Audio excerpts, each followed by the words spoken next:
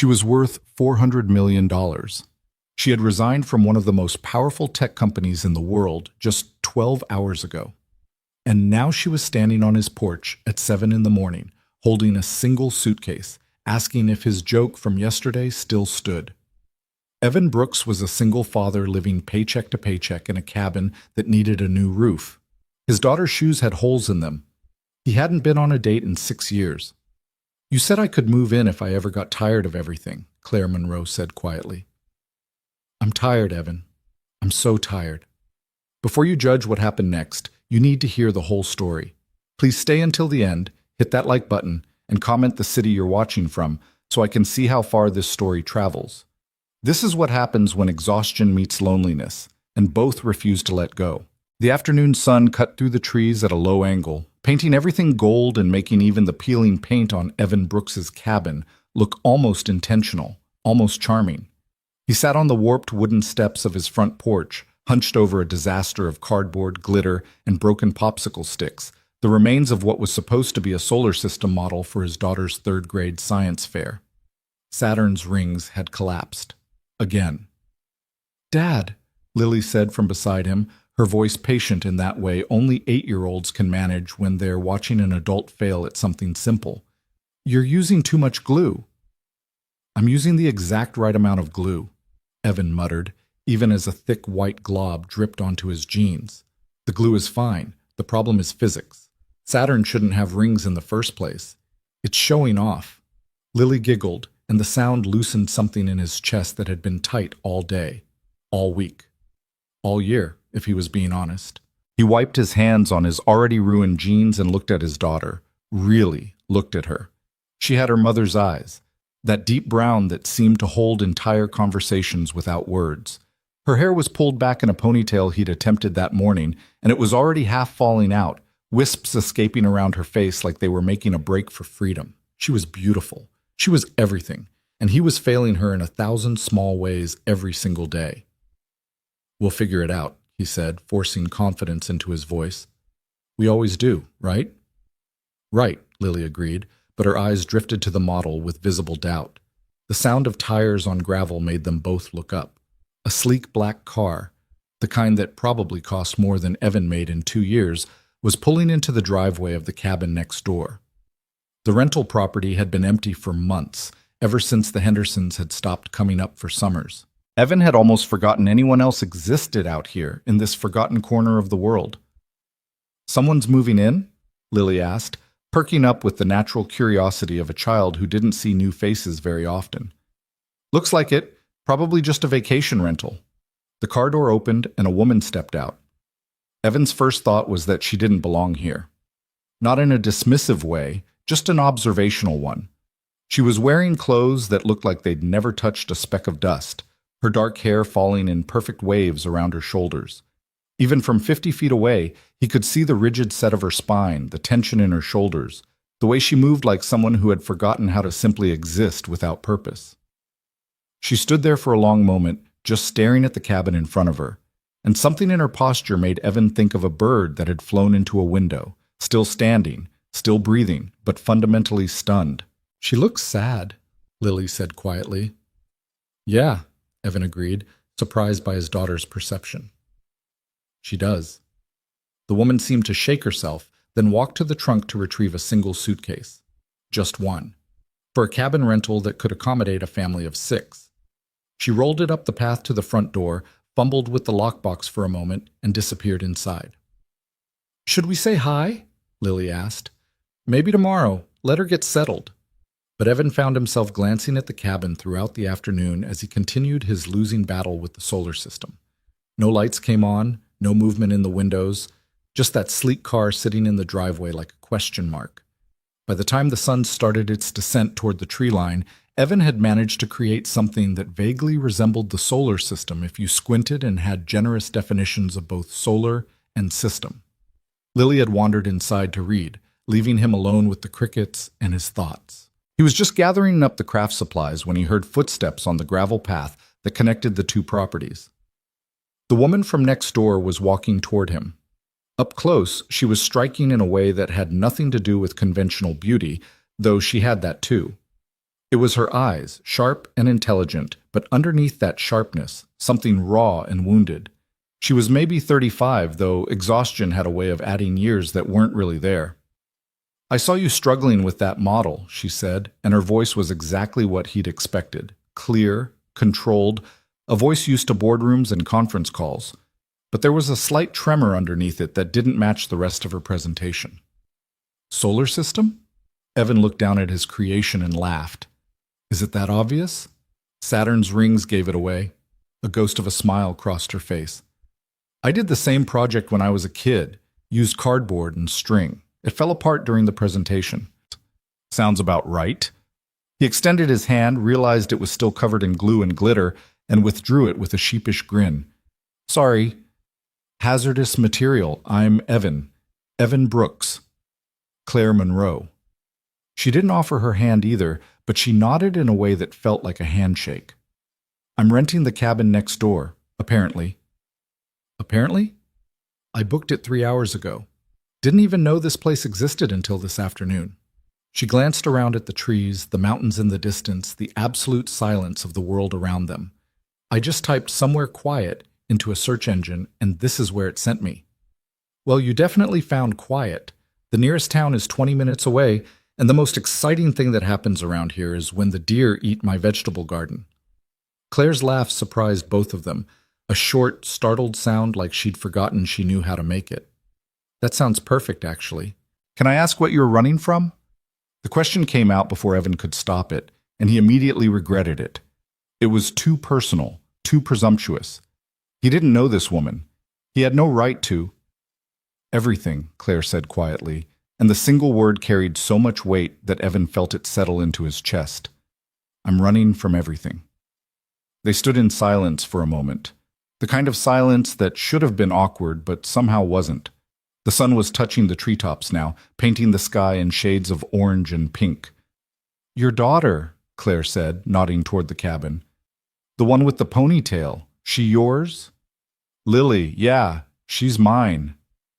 Evan felt the familiar swell of pride mixed with terror that came with every mention of his daughter. "Just the two of us." "Her mother?" "Passed away 6 years ago." Claire's expression shifted, not to pity, which Evan had learned to hate, but to something that looked almost like recognition. "I'm sorry. Thank you." He meant it more than he usually did when he said those words. We manage. We have our routines. She's the best thing I've ever done with my life, and I'm pretty sure I'm ruining her with my subpar crafting abilities and inability to braid hair properly."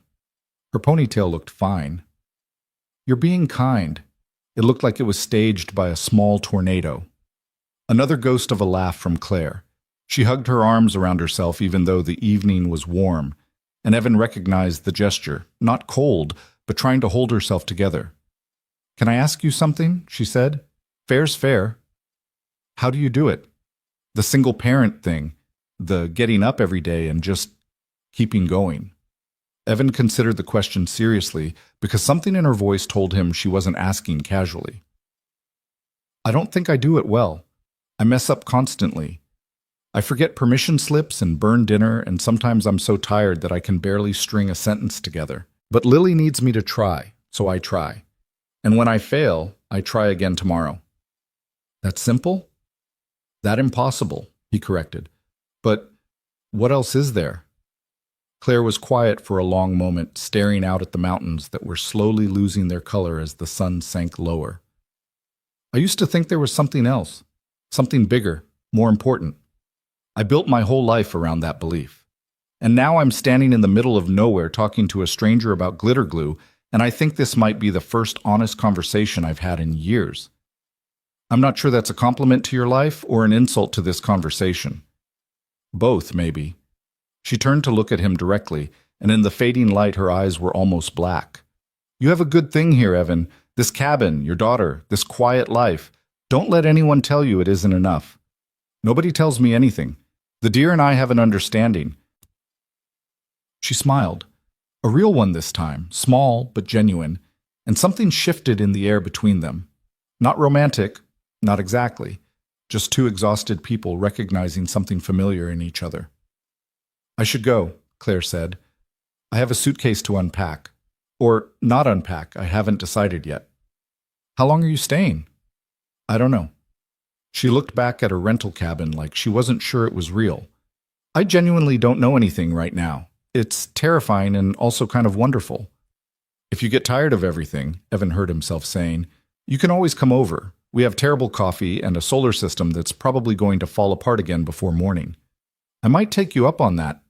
She started to walk away, then stopped, turned back. The sunset was behind her now, haloing her in fading gold. Evan? Yeah? Thank you for not asking who I am, what I do, the usual questions. I figured if it mattered, you'd tell me. And if it doesn't matter, then it doesn't matter. Something flickered across her face, surprise maybe, or relief. Good night. Good night, Claire.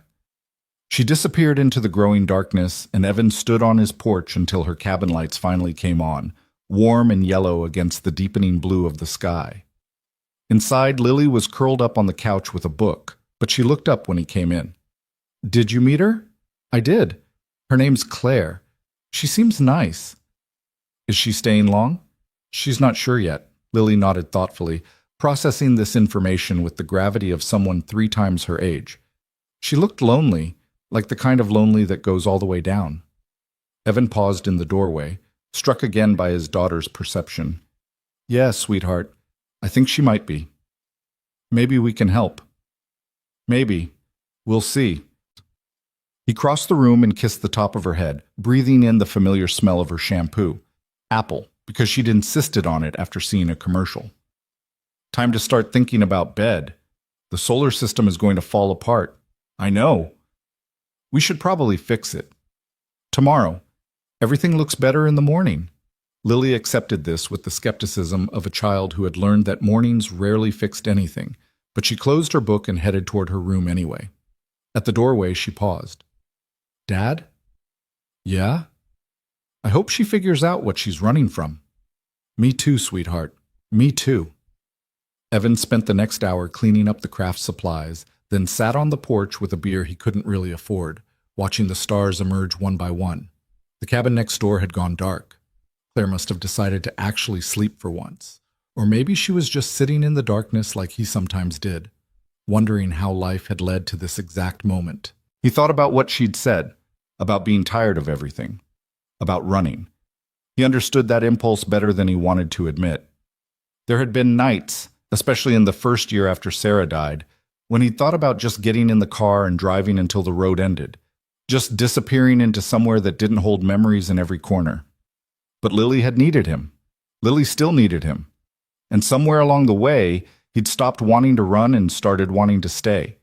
Not because he was happy, exactly, but because this life, however imperfect, was his. He wondered if Claire had anyone who needed her like that. Someone who made the staying worth the staying. The night settled around him, heavy with summer warmth and cricket songs. He finished his beer and went inside, checked on Lily one more time. She was asleep with her book still clutched in her hands, and finally allowed himself to collapse into bed. His dreams were strange that night. Not bad, just strange. Sarah was there, but she wasn't sick anymore. She was standing in the kitchen of their old apartment, the one they'd had before Lily was born, and she was laughing at something he couldn't hear. Then she turned to him and said, very clearly, "She's going to need you to be brave." "Who?" he asked. But Sarah just smiled and faded into the morning light. Evan woke with the sunrise, as he always did. His body had forgotten how to sleep past 6 a.m. Parenthood had done that to him, hardwired his circadian rhythm to match a child's unpredictable schedule. He lay in bed for a moment, staring at the ceiling, trying to hold on to the feeling of the dream, but it slipped away like water through his fingers. The coffee maker groaned to life, and he shuffled to the kitchen to begin the familiar morning routine. Start the coffee, check the weather, think about what to make for breakfast. Wonder if they had enough milk. A knock on the door shattered the silence. Evan glanced at the clock. 7:03 a.m. Nobody knocked on his door at 7:03 a.m. Nobody knocked on his door at any time, really. The mailman left packages on the porch, the few friends he had texted before coming over. His parents were 300 miles away and had never visited once since he'd moved out here. He opened the door. Claire Monroe was standing on his porch, and she had her suitcase with her. She looked different from last night, smaller somehow, like the darkness had been holding her together, and now, in the harsh light of morning, she was coming undone at the seams. Her eyes were red-rimmed, her perfect hair tangled, and she was wearing the same clothes she'd had on yesterday, wrinkled now from a night of not sleeping. "You said I could move in," she said, and her voice cracked on the last word. "If I got tired of everything. You said that." Evan opened his mouth, closed it, opened it again. "I was joking." "I know." She pressed her lips together hard, like she was trying to keep something from spilling out. "I know you were joking, but I've been sitting in that cabin all night, and I quit my job yesterday, Evan. I walked away from everything I've spent 15 years building, and I don't have anywhere to go. I don't have anyone to call.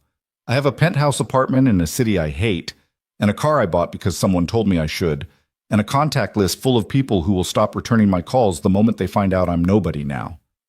Claire, I'm not asking for forever. I'm not asking for anything, really. I just need—" She stopped, swallowed hard. "I don't know what I need. But you looked at me last night like I was a person instead of a position, and I can't remember the last time that happened." Evan stared at her. His coffee was getting cold on the counter. Somewhere in the cabin, Lily was probably starting to wake up, and he'd have to explain why there was a strange woman with a suitcase in their living room. This was insane. This was the kind of thing that happened in movies, not in real life, not in his life. "Who are you?"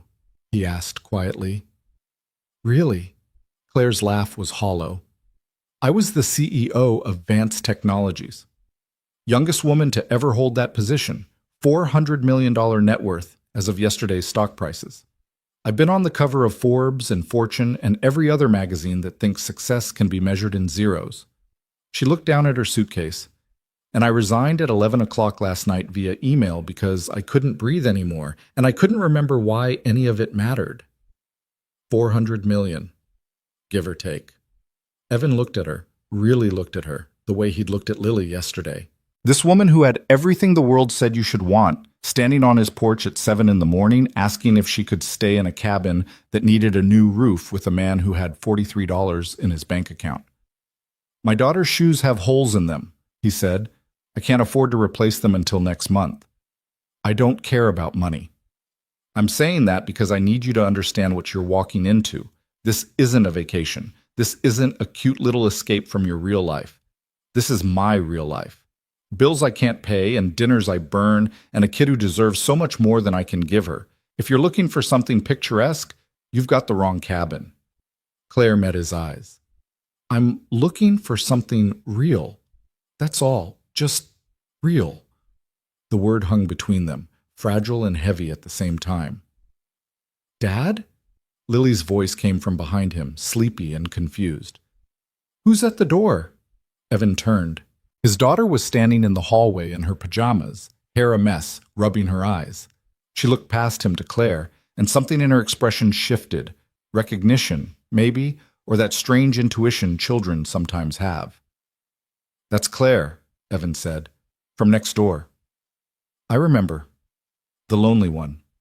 Claire made a small sound, almost like a sob caught in her throat. Lily walked forward, past Evan, and stopped in front of Claire. She studied her for a long moment with those eyes that were so much like her mother's. "Are you staying for breakfast?" Lily asked. Claire looked at Evan, helpless. "I don't know." "You should stay. Dad makes really good pancakes. Well, sometimes they're good. Sometimes they're kind of burned. But the burned ones are still okay if you put enough syrup on them." "Lily," Evan started. "She's sad, Dad." Lily's voice was matter-of-fact, the way children are when they're stating obvious truths that adults have learned to dance around. "We help sad people. That's what you always say." Evan closed his eyes. Sarah's voice echoed in his head, the dream he couldn't quite remember. "She's going to need you to be brave." "Okay," he heard himself say. "Okay, just come inside. We'll figure it out." Claire stepped over the threshold, and the morning light followed her in. The next few hours unfolded in a blur of pancakes and awkward silences, with Lily filling every gap in conversation with questions about everything: where Claire was from, what her favorite color was, had she ever seen a real live bear, did she know that Saturn's rings were made of ice and rock and maybe pieces of old moons. Claire answered each question with growing steadiness, her voice finding its footing as Lily's relentless curiosity gave her something to hold on to. By the time the dishes were cleared, some of the haunted look had faded from her eyes, replaced by something that might have been exhaustion or might have been relief. "I should explain," Claire said when Lily had finally been convinced to go get dressed for the day, "about who I am, what I was." "You already did. The headlines version, not the real version." Evan leaned against the counter, coffee in hand. "Tell me the real version." Claire was quiet for a moment, staring out the window at the mountains. "I started at Vance when I was 22, right out of college. I was hungry and smart and completely willing to sacrifice everything for success. And I did. I sacrificed friendships and relationships and my health and whatever part of me used to know how to just be a person instead of a position. That sounds exhausting." It was. But it was also intoxicating. Every promotion, every milestone, every time someone told me I was impressive or groundbreaking or a role model, it was like a drug. I needed more. I always needed more. "What changed?" Claire turned to look at him, and her eyes were bright with unshed tears. 3 weeks ago, I was in a board meeting. We were discussing a merger that would probably destroy 20,000 jobs but make our shareholders very happy. And I looked around the table at all these people in their expensive suits, saying things like acceptable losses and strategic repositioning, and I realized I didn't recognize any of them. I didn't recognize myself. "So you quit?" "Not right away.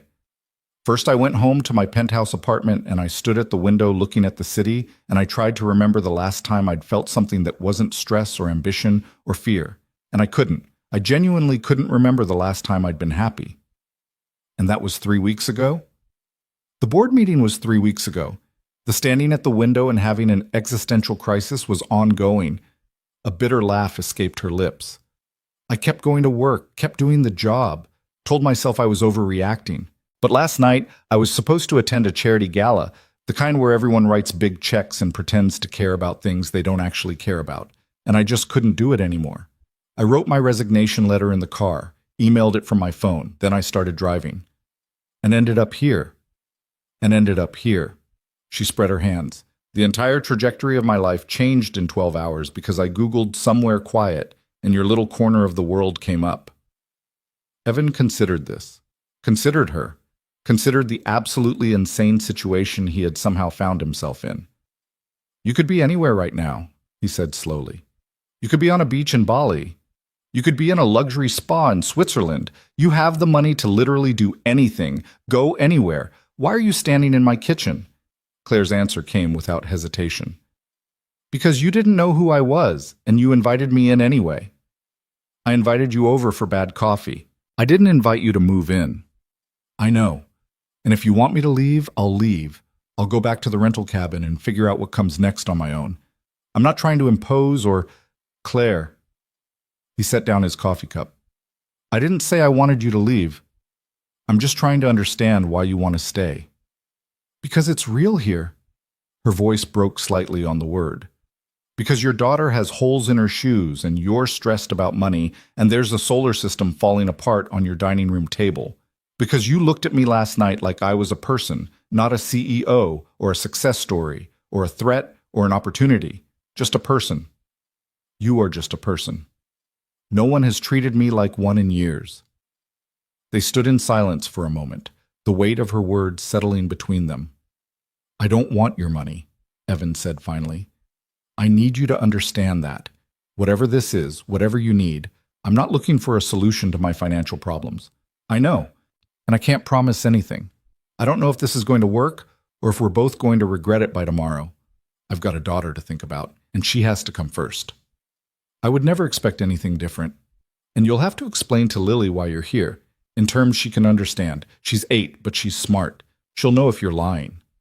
Claire nodded, something like hope flickering in her eyes. "So I can stay?" Evan thought about Sarah, about the dream, about the strange path that had led this woman to his doorstep. "You can stay," he said. "For now. We'll take it one day at a time." Claire's whole body seemed to sag with relief. "Thank you." "Don't thank me yet. You haven't tried my cooking beyond pancakes." I've eaten at five-star restaurants around the world. I'm sure I can survive. You say that now. Wait until you experience my interpretation of spaghetti. The sound of footsteps announced Lily's return, now dressed in shorts and a t-shirt with a unicorn on it. She looked between the two adults, her expression thoughtful. Is Claire staying? She asked. Evan nodded. For a while, yeah. In the guest room? In the guest room. Lily considered this, then walked over to Claire and took her hand. I can show you where everything is. The bathroom is kind of small, but it has good water pressure. Dad says that's important. Claire looked down at the small hand in hers, and something in her face shifted, cracked open maybe, in the way faces do when walls start to fall.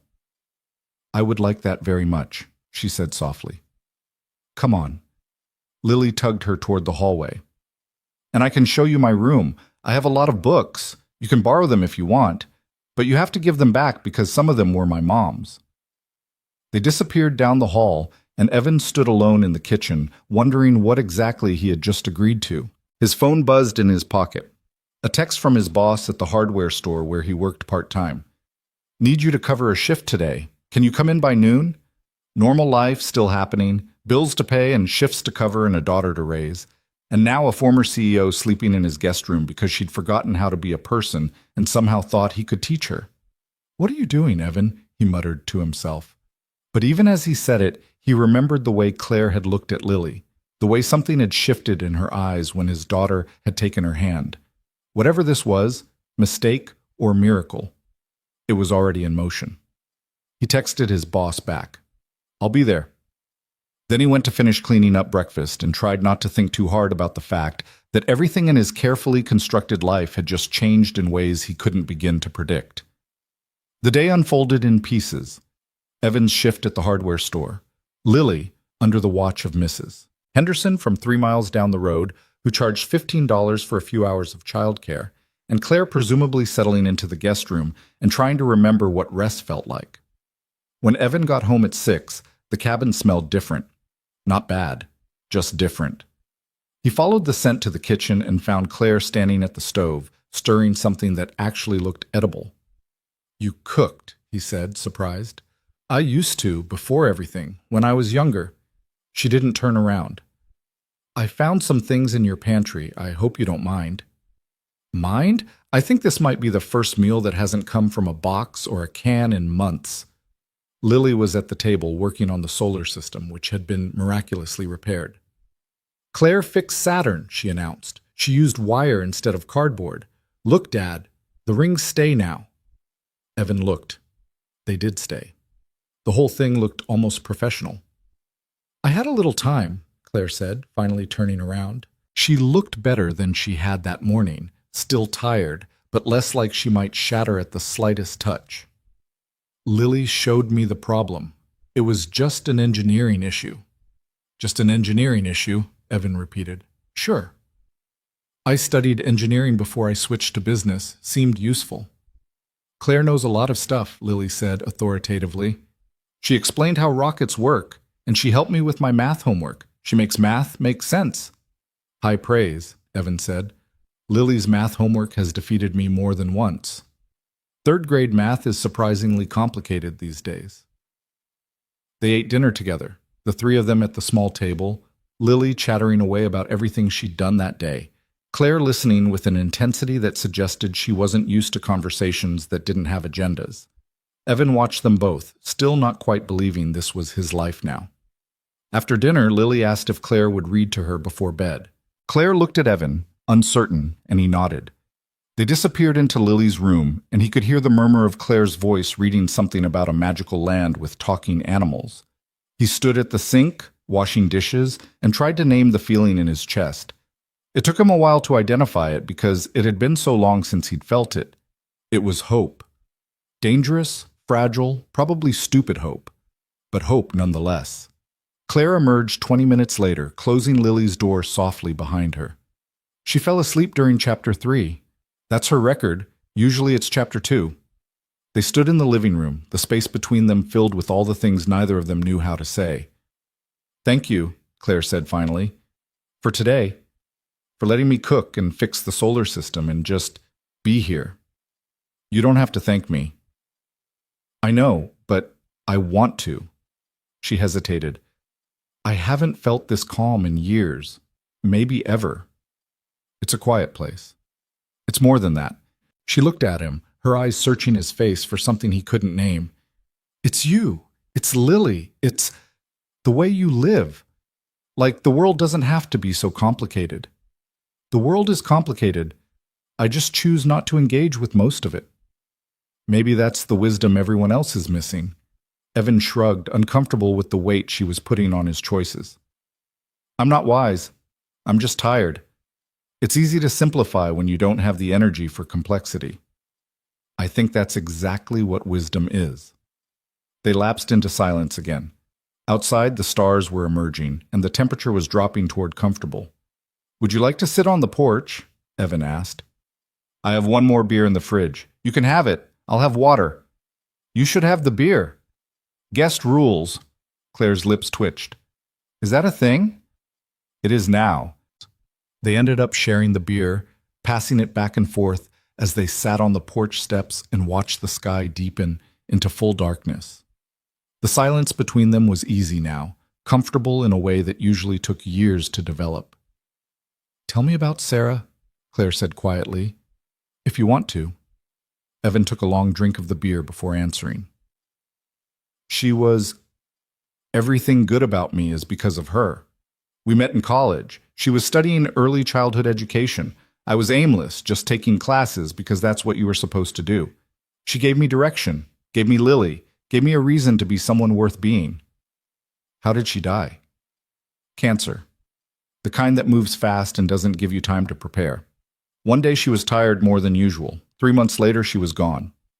I'm sorry. Everyone's sorry. That's what they say. What else can they say? He wasn't bitter, just stating facts. The hard part isn't the loss. The hard part is learning to keep living after. Learning to be happy again without feeling like you're betraying her memory. Have you? Learned to be happy? Evan considered the question. I've learned to be content. Happy feels like too much to ask for, but Lily is happy, most of the time, and that's enough. You deserve more than enough. Maybe, but I've gotten used to enough. It's not a bad thing. He glanced at her. What about you? Anyone waiting for you back in that city you hate? No one who matters. I had relationships, but they were more like strategic partnerships. Two successful people combining their brands. She shook her head. That sounds terrible when I say it out loud. It sounds lonely. It was. It is. She wrapped her arms around herself, that gesture he was starting to recognize. I think I forgot how to actually connect with people. I got so good at the performance of connection that I stopped knowing how to do it for real. You're connecting now. Am I? She looked at him, genuinely uncertain. Or am I just performing a different role? The burned-out executive seeking redemption in a small town. It's a little on the nose, isn't it? Probably, but real life is usually on the nose. Subtlety is for movies. Claire laughed, a real laugh, unexpected and bright in the darkness. You're not what I expected. What did you expect? I don't know. Someone who would be impressed by who I was, or intimidated, or trying to figure out how to profit from the situation. I told you I don't want your money. I know, that's what makes you not what I expected. They finished the beer and Claire stood, brushing off her pants. I should try to sleep. It's been a long few days. The guest room bed is decent. I replaced the mattress last year, one of my better purchases. Thank you for everything. Stop thanking me. Okay? She paused at the door. Good night, Evan. Good night, Claire. She went inside and he stayed on the porch for a while longer, listening to the night sounds and thinking about all the ways this situation could go wrong. But somewhere underneath all the doubt and caution, that small flame of hope continued to burn. Maybe, he thought, this was how new lives started, not with grand gestures or dramatic revelations, but with shared dinners and fixed solar systems and quiet conversations on dark porches. Maybe Claire Monroe had shown up at his door for a reason he couldn't understand yet. Or maybe this was just chaos dressed up as fate, and tomorrow everything would come crashing down. Either way, he thought as he finally went inside, it was too late to turn back now. The days that followed settled into an unexpected rhythm. Claire woke early, before either Evan or Lily, and made coffee that was infinitely better than anything Evan had ever managed. She cooked breakfast, nothing fancy, just eggs and toast, but she did it with a quiet competence that made the kitchen feel less like a battleground and more like a home. Lily attached herself to Claire like a small, enthusiastic barnacle. She showed Claire her book collection, her rock collection, the spot by the creek where she'd once seen a fox. She asked questions constantly about cities and airplanes and what it was like to be in charge of thousands of people. Claire answered every question with patience, but Evan noticed how she deflected the ones about power and success, steering the conversations back to Lily's interests instead. It was like watching someone slowly remember how to be human again, one small interaction at a time. On the third day, Evan came home from work to find Claire and Lily in the backyard, planting seeds in the vegetable garden that had been overtaken by weeds. "We're growing tomatoes," Lily announced, "and cucumbers. And Claire says maybe we can try strawberries, but they're harder." "Since when do you know about gardening?" Evan asked Claire. "I don't really, but I can learn. There are books." She looked up at him, dirt on her cheek, and smiled. A real smile, unguarded. "I'm good at learning." "She's really good at learning," Lily confirmed. "She learned all the constellations last night. We looked at the stars and she memorized them." Evan felt something shift in his chest. Something dangerous. "I should start dinner," he said, retreating to the safety of the kitchen. But he watched them through the window as he cooked, Claire showing Lily how to space the seeds, Lily explaining the intricate social dynamics of her school, both of them laughing at something he couldn't hear. The feeling in his chest grew stronger. That night, after Lily was asleep, Claire found him on the porch again. "You're avoiding me," she said. "I'm not." "You are." She sat down beside him, closer than she had before. "Did I do something wrong?" "No." He stared at the stars, unwilling to look at her. "You didn't do anything wrong." "Then what is it?" Evan was quiet for a long moment. "I'm scared," he finally admitted. "Of what?" "Of this. Of you. Of how quickly this is starting to feel normal." He turned to face her, and her eyes were soft in the moonlight. "I haven't let anyone into our lives since Sarah died. It was easier that way, safer. And now you're here, and Lily loves you, and I'm starting to—" He stopped himself. "Starting to what?" Claire asked quietly. "Starting to forget why I built all those walls in the first place." They sat in silence, the weight of his words hanging between them. "I didn't come here looking for this," Claire said finally. "I didn't come here looking for anything except a place to breathe. But then Lily took my hand and you made me terrible coffee, and suddenly I could feel things I thought I'd forgotten how to feel. That's what scares me." "Me too." She reached out and touched his hand, just a brush of fingers, barely there.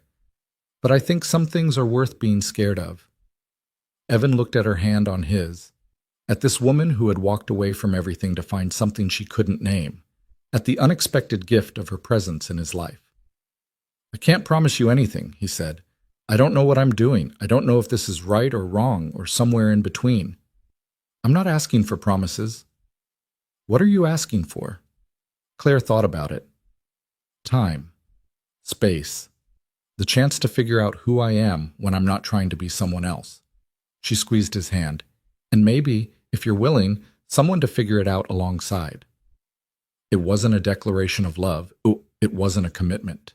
It was something smaller and more fragile, a seed planted in uncertain soil with no guarantee it would grow. But Evan thought about Sarah, about what she would want for him, about the dream that kept fading but left its warmth behind. "Okay," he said, "let's figure it out." Claire leaned against him, her head on his shoulder, and they watched the stars wheel overhead in comfortable silence. Neither of them knew what tomorrow would bring. Neither of them could predict how this strange arrangement would unfold. But for the first time in 6 years, Evan allowed himself to believe that maybe, just maybe, happiness wasn't a betrayal. Maybe it was just the next chapter, waiting to be written. The morning after their conversation on the porch, Evan woke to the smell of cinnamon and something baking. He lay in bed for a moment, disoriented, trying to remember the last time his house had smelled like anything other than coffee and burnt toast. The answer came to him slowly. It had been Sarah. Sarah used to bake on Sunday mornings while he slept in, filling the cabin with warmth and sweetness. He found Claire in the kitchen, flour dusted across her cheek, pulling a tray of cinnamon rolls from the oven. Lily was perched on a stool beside her, licking frosting from a spoon with the dedication of someone performing important scientific research. "You bake now?" Evan asked, leaning against the doorframe. Claire turned, and he noticed the slight flush on her cheeks. Whether from the oven's heat or something else, he couldn't tell. "I used to, before everything. My grandmother taught me when I was Lily's age." She set the tray on the counter. "I hope you don't mind. I found the ingredients in your pantry." "I didn't know I had ingredients for cinnamon rolls." "You didn't exactly. I improvised." She smiled, and it transformed her whole face, softened the sharp edges, made her look younger. Turns out desperation and creativity make decent substitutes for proper supplies. Lily held up her spoon triumphantly. "Claire says baking is like chemistry, but you get to eat the experiments." "That's one way to look at it." Evan crossed to the coffee maker. Claire had already started a pot and poured himself a cup. "What time did you get up?" "Early. I couldn't sleep." Claire began frosting the rolls with practiced movements. "I kept thinking about what you said last night, about being scared." Evan glanced at Lily, who was now fully absorbed in the frosting bowl and paying them no attention. "And?" he asked quietly. "And I realized I've spent my entire adult life being scared. Scared of failure, scared of not being enough. Scared of what people would think if I slowed down for even a second." She paused, the frosting knife hovering over a roll. "But this is the first time I've been scared of something good, something that might actually matter." Before Evan could respond, his phone buzzed on the counter. He picked it up, frowned at the screen. "Everything okay?" Claire asked. "Work. They need me to come in early. Someone called out sick." He sighed, running a hand through his hair. "I'm sorry. I know it's Sunday." "Go. Lily and I will be fine." "Are you sure? I don't want to—" "Evan." Claire's voice was firm but gentle. "We'll be fine. I'll teach her how to make pasta from scratch. By the time you get home, you'll have a full Italian meal waiting." Lily's head shot up. "We're making pasta? Real pasta? From scratch?" "If your dad says it's okay." They both looked at him, and Evan felt something warm spread through his chest. This is what it looks like, he thought. A family. This is what it feels like. "Okay," he said, "but save me some cinnamon rolls." The hardware store was quiet for a Sunday, just a handful of customers wandering the aisles, looking for solutions to small domestic problems. Evan worked the register, restocked shelves, helped an elderly man find the right size screws for a cabinet repair. Normal things. Ordinary things. But his mind kept drifting back to the cabin, to Claire's flour-dusted cheek, to the way Lily had looked at her with something close to adoration. "You're distracted today," his coworker Marcus observed during their lunch break.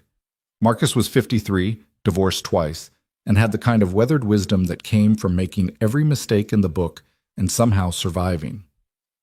"Girl trouble?" Evan almost laughed. "Something like that. The mysterious woman renting the cabin next door." "How did you Small town, man. Mrs. Patterson saw a fancy car in your neighbor's driveway. By Tuesday, everyone knew some city woman had shown up out of nowhere." Marcus bit into his sandwich. "Word is she's been spending a lot of time at your place." "It's not what you think." "What do I think?" Evan hesitated. "I don't know. Something scandalous, probably. I think a man who's been alone too long is finally letting someone in." Marcus's eyes were kind. "Nothing scandalous about that. Just human." "She's complicated." "All the good ones are." Marcus crumpled his sandwich wrapper. "Your wife, Sarah, right? She was complicated too, from what I remember, but you figured it out. You made it work." "That was different. We had time. We grew together." Evan stared at his untouched lunch. "Claire is a stranger. I've known her less than a week, and already she's in my kitchen, teaching my daughter to bake, and I'm falling for her?" The word hit Evan like a physical blow. Falling. Was that what this was? This vertigo? This loss of balance, this sense that the ground beneath him had shifted without warning. I don't know, he admitted. I don't know what this is. Does it matter? Marcus stood, brushing crumbs from his shirt. You've been surviving for 6 years, Evan. Maybe it's time to start living again. He left Evan alone with his thoughts and his cold sandwich. When Evan got home that evening, the cabin was transformed. The table was set with mismatched dishes, the only ones he owned, but Claire had arranged them with care, adding wildflowers in a mason jar as a centerpiece. Lily was bouncing with excitement, wearing an apron that was too big for her and had flower handprints all over it. Dad, we made everything ourselves, the pasta and the sauce and the bread and... Breathe, sweetheart, Evan laughed, scooping her up for a hug. Show me. Claire emerged from the kitchen, untying her own apron, one of Sarah's old ones that Evan had kept but never used. Seeing it on her did something complicated to his heart. It's not fancy, Claire said quickly, almost nervously. Restaurant-quality ingredients would have helped, but we worked with what you had. Lily did most of the pasta rolling. She's a natural. I made the noodles flat, Lily announced proudly. Claire said the most important thing is to make them all the same thickness or they cook weird. Dinner was the best meal Evan had eaten in years. The pasta was simple, just butter, garlic, and parmesan, but it was fresh and perfect. The sauce for the bread was rich with tomatoes from a can, elevated somehow by whatever magic Claire had worked. Lily ate more than Evan had ever seen her eat, talking between bites about everything she'd learned. Claire says cooking is like building something, Lily explained. You start with basic pieces and then you put them together in different ways and it becomes something new. That's a good way to think about it, Evan said, meeting Claire's eyes across the table. She also said that when you cook for someone, you're giving them part of yourself. Lily paused, considering. Like when Mom used to make my birthday cake. She said she put extra love in the frosting. The table went quiet. Evan's throat tightened. That's exactly right, Claire said softly. Your mom sounds like she was very wise. She was. Lily's voice was matter-of-fact, but her eyes were bright. Dad has pictures. Do you want to see? Claire looked at Evan, asking permission. After dinner, he said, if Claire wants to. I'd like that very much. They finished eating, and Lily ran to get the photo album while Evan and Claire cleared the dishes. Standing at the sink together, shoulders almost touching, felt strangely intimate. More intimate than the conversation on the porch. More revealing than any confession. You don't have to look at the pictures, Evan said quietly. I know it might be uncomfortable. Meeting the ghost of the woman whose life you've stepped into. Is that what I've done? Stepped into her life? I didn't mean it like that. I know. Claire dried a plate, set it carefully in the cabinet. But it's a fair question, isn't it? Whether I belong here at all. Whether this is real or just displacement. Both of us looking for something we lost and projecting it onto each other. Evan turned off the water. Is that what you think this is? I don't know. I'm trying to be honest about the possibility. She faced him, her expression open in a way he hadn't seen before. I've spent 15 years lying to myself about what I wanted. I don't want to lie about this. What do you want? The question hung between them, heavy and electric. I want to be the person who makes cinnamon rolls on Sunday mornings, Claire said slowly. I want to teach a little girl how to cook and watch her face light up when she succeeds. I want to sit on a porch at night and talk about things that matter with someone who actually listens. She paused, and her voice dropped. I want you to look at me the way you looked at me last night, like I might be someone worth knowing. You are someone worth knowing.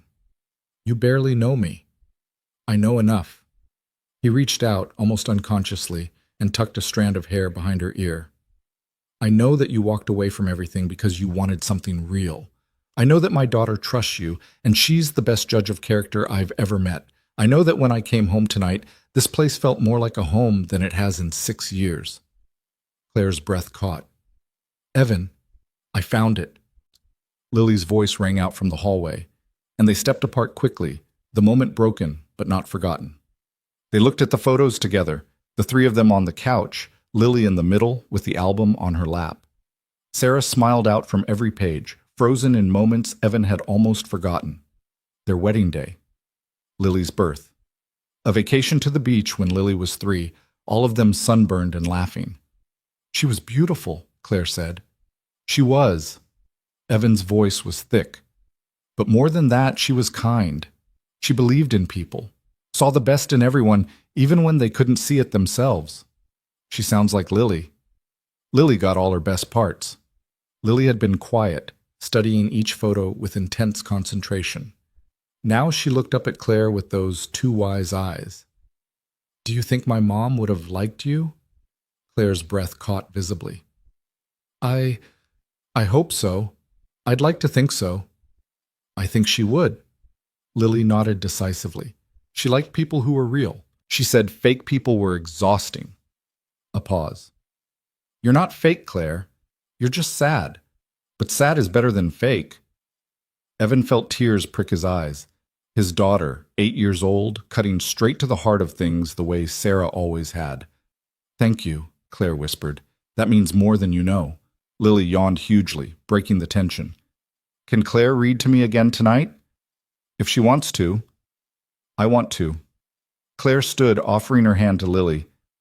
"Come on, let's find out what happens in the next chapter." They disappeared down the hall, and Evan sat alone with the photo album, looking at his wife's face. "I don't know what I'm doing," he said quietly to her image. "I don't know if this is right, but I think you'd tell me to try. You always told me to try." Sarah smiled back at him, unchanging, eternal. He closed the album and waited. Claire emerged 30 minutes later, her eyes soft. She fell asleep faster tonight. She was exhausted from all the cooking. "Thank you for everything today. Stop thanking me." She settled onto the couch beside him, close but not touching. "I should be thanking you for sharing her with me, for letting me see those pictures, for not treating me like an intruder in your grief." "You're not an intruder." "What am I then?" Evan considered the question. "I don't know yet, but I want to find out." They sat in silence, the kind that had become familiar between them, comfortable, expectant. "Can I tell you something?" Claire asked finally. "Anything." "I called my lawyer today, while you were at work."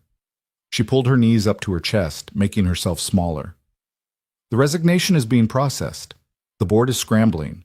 There are already articles speculating about why I left, whether I was fired, whether there's a scandal." "Is there a scandal?"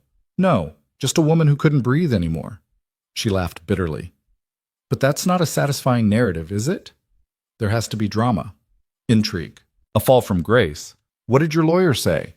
"That I should come back, issue a statement, control the narrative before it controls me." She shook her head. "He doesn't understand that the narrative is exactly what I was running from. The constant performance, the endless management of how the world perceives me." "So what are you going to do?" "Nothing." The word came out like a release, like setting down a weight she'd carried too long. "For the first time in my life, I'm going to do absolutely nothing. I'm going to let the story be whatever people make it, and I'm going to stay here and make cinnamon rolls and teach Lily how to cook and figure out who I am when no one's watching." "That sounds terrifying." "It is." She looked at him, and her eyes were bright with something that might have been tears or might have been relief. "It's also the first thing that's felt right in years." Evan reached over and took her hand. She interlaced her fingers with his, and they sat there in the quiet of the cabin, listening to the night sounds through the open window. "My parents are coming next week," he said. Claire's hand tensed in his. "What?" "They visit every few months to see Lily. They're driving up from Phoenix." "I should go, before they get here. I don't want to complicate." "Claire," he squeezed her hand, "I want them to meet you. You want them to meet the strange woman who showed up at your door with a suitcase and moved into your guest room? I want them to meet the woman who fixed my daughter's solar system and made her laugh and reminded me what it feels like to hope."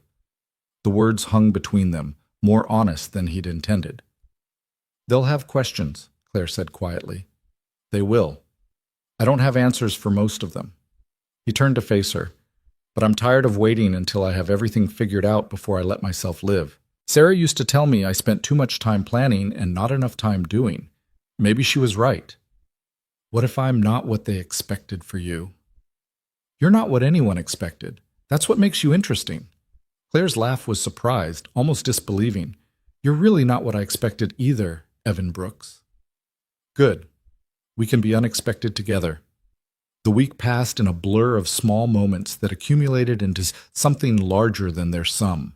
Claire continued to cook meals, transforming Evan's sparse pantry into food that actually tasted like someone cared about it. Lily followed her around like a devoted apprentice, absorbing everything Claire taught her with the eagerness of a child discovering a new world. Evan went to work, came home, and found himself looking forward to evening in a way he hadn't in years. The three of them would eat dinner together, talk about their days, then sit on the porch while Lily counted stars and Claire pointed out constellations she'd memorized. It felt, increasingly, like a family, like something Evan had lost and never thought he'd find again. But underneath the comfort, tension was building. Evan could feel it in the way Claire checked her phone obsessively, then put it away with barely concealed frustration. In the way she sometimes stared out the window with an expression he couldn't read, longing, maybe, or fear. In the late-night sounds of her pacing the guest room when she thought everyone was asleep. On Thursday, 3 days before his parents' visit, he found her sitting on the porch steps at 2 a.m, wrapped in a blanket and staring at the sky. Couldn't sleep? He asked, settling beside her. Story of my life. She didn't look at him. I used to work through the night. Emails at midnight, calls at 3 a.m., meetings across time zones. My body doesn't know how to rest anymore. What are you thinking about? Everything. Nothing. She pulled the blanket tighter. My assistant called today. The board scheduled an emergency meeting for next week. They want to announce my replacement before the stock drops any further. That's fast. That's business. I'm already yesterday's news. In a month, no one will remember I was ever there. Her laugh was hollow. 15 years of building something, and it'll be erased like I never existed. Is that what you're afraid of? Being forgotten? Claire was quiet for a long moment. When she spoke, her voice was small. I'm afraid that being forgotten is exactly what I deserve. That I spent my whole life chasing something worthless, and now I'm going to disappear and no one will notice because no one ever really knew me in the first place. Evan let her words settle before responding. Can I tell you what I see? What? I see a woman who walked away from everything she was supposed to want because she finally realized she wanted something real. That takes courage. That takes more strength than staying and pretending ever did.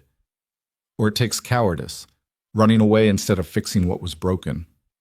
Maybe. He looked at her profile, sharp against the moonlight. But you're not running anymore, are you? You're here. You're building something new. That's not cowardice. That's starting over.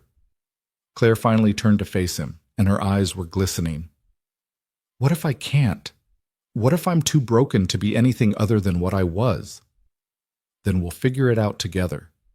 He reached over and took her hand, and she didn't pull away. Lily and I are pretty good at broken things. We've had a lot of practice. A tear slipped down her cheek. I don't deserve this. I don't deserve you or Lily or any of this kindness. That's not for you to decide. He brushed the tear away with his thumb, and the gesture felt natural, inevitable. You showed up at my door asking for something real. I'm trying to give you that. Will you let me? Claire closed her eyes, and another tear fell. Yes, she whispered. Yes. They sat there until dawn started to lighten the eastern sky, not speaking, just existing together in the quiet. When the first birds began to sing, Claire leaned her head on his shoulder, and Evan felt something click into place, something that had been misaligned for 6 years finally settling where it belonged. It wasn't love, not yet. It was something earlier, more fragile, the possibility of love, waiting to see if it would be nurtured or neglected. Evan chose nurture.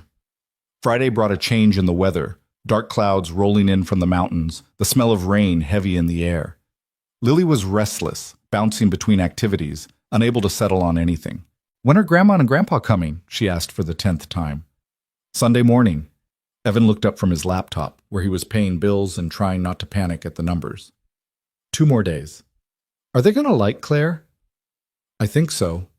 Why? Lily chewed her lip, a habit she'd picked up from him. I want them to like her. I want her to stay. Lily, Evan set the laptop aside. Claire is just visiting. We don't know how long she'll be here. But I want her to stay forever. Lily's voice cracked, and suddenly she wasn't bouncing anymore. She was standing very still, her eyes too bright. I want her to be here when I wake up and when I go to sleep, and I want her to teach me more things, and I want... She dissolved into tears, and Evan was across the room in seconds, pulling her into his arms. Hey, sweetheart, it's okay. It's not okay. The words came out muffled against his chest. I love her, Dad. I love her, and she's going to leave like Mom did, and I don't want her to go. Evan's heart cracked open. He held his daughter tighter, rocking her gently, not knowing what to say because he didn't have any answers. He couldn't promise Claire would stay. He couldn't promise anything. Lily? Claire's voice came from the doorway, soft and uncertain. Can I... Evan nodded, and Claire crossed to them, kneeling beside the couch. Lily lifted her tear-stained face and looked at her. Are you going to leave? Lily asked directly. Tell me the truth. Are you going to go away? Claire's expression was raw, unguarded. I don't know, she said honestly. I don't have a plan, Lily. I don't know what comes next. But I know that right now, in this moment, I don't want to be anywhere else in the world. That's not the same as staying. No, it's not. Claire reached out and gently wiped a tear from Lily's cheek. But here's what I can promise. I will not disappear without saying goodbye. I will not leave without talking to you first. Whatever happens, you will always know where I am and how to find me. Is that enough? Lily considered this with the gravity of a judge weighing evidence. Do you love my dad? The question hung in the air, electrified. Claire's eyes flicked to Evan, then back to Lily. I don't know that either. I know I care about him. I know he makes me feel safe in a way I've never felt before. Is that love? Maybe. Maybe it's the beginning of love. Or maybe it's just two lonely people finding each other at the right time. That sounds like love, Lily said with the confidence of an 8-year-old who had read many fairy tales. Claire smiled, a real smile despite the tears in her own eyes. Maybe it does. The storm broke that evening, thunder rolling across the mountains, lightning illuminating the sky in brilliant flashes. They ate dinner by candlelight because the power had gone out, and somehow the darkness made everything feel more intimate, more real. Tell me about your family, Claire said to Evan over the flickering flames. What should I expect on Sunday? Evan groaned. My parents are... A lot. A lot how? My mother hasn't stopped hoping I'll move back to Phoenix since Sarah died. She thinks this cabin is depressing, and I'm wasting my life in the middle of nowhere. My father is quieter, but he has opinions about everything I do, and he expresses them through strategic silences and disappointed sighs. They sound delightful. They mean well. They just have very specific ideas about what happiness looks like, and I don't fit any of them. What do they think happiness looks like? A good job, a nice house, someone to take care of me and Lily, stability, security? He shrugged. All the things I used to want, before Sarah got sick, before I realized that none of it matters if you're not actually living. What do you want now? The question was simple, but the answer wasn't. Evan stared at the candle flame, watching it dance and flicker. I want Lily to be happy, he said finally. I want to stop feeling like I'm just surviving and start feeling like I'm actually present in my own life. I want to wake up in the morning and feel something other than tired. He looked at her across the table. I want to stop being afraid of wanting things. What things? This. He gestured at the space between them. You. Whatever this is. I want to see where it goes without being paralyzed by the fear that it'll end badly. Everything ends, Claire said quietly. That's not pessimism. It's just reality. I know, but Sarah used to say that endings aren't the point, the middle is the point, the moments that make up a life. He reached across the table and she met him halfway. I've spent 6 years waiting for something I couldn't name, and then you showed up at my door with a suitcase, and suddenly waiting felt like the wrong strategy. What's the right strategy? I have no idea.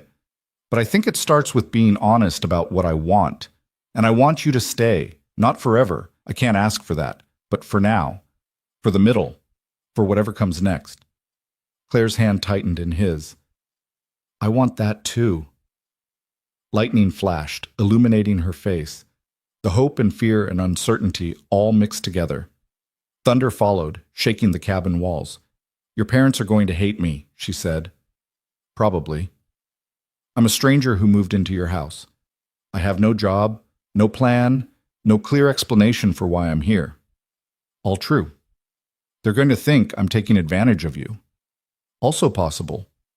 And you're okay with that? Evan thought about it. I'm okay with them thinking whatever they need to think. What matters is what we know is true.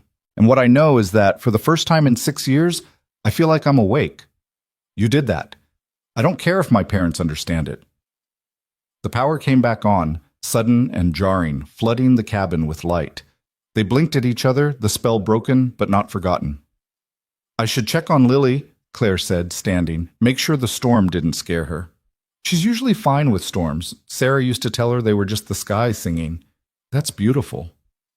That was Sarah. He smiled sadly. She had a way of making everything less frightening. Claire paused at the hallway entrance. Evan? Yeah? Thank you for not making me less frightened, for letting me be scared and wanting me anyway. She disappeared before he could respond, and Evan sat alone with the flickering aftermath of the storm, wondering how his life had changed so completely in less than 2 weeks. Saturday was chaos, cleaning the cabin, preparing the guest room for his parents, trying to explain to Lily that she needed to be on her best behavior while simultaneously telling her to act natural.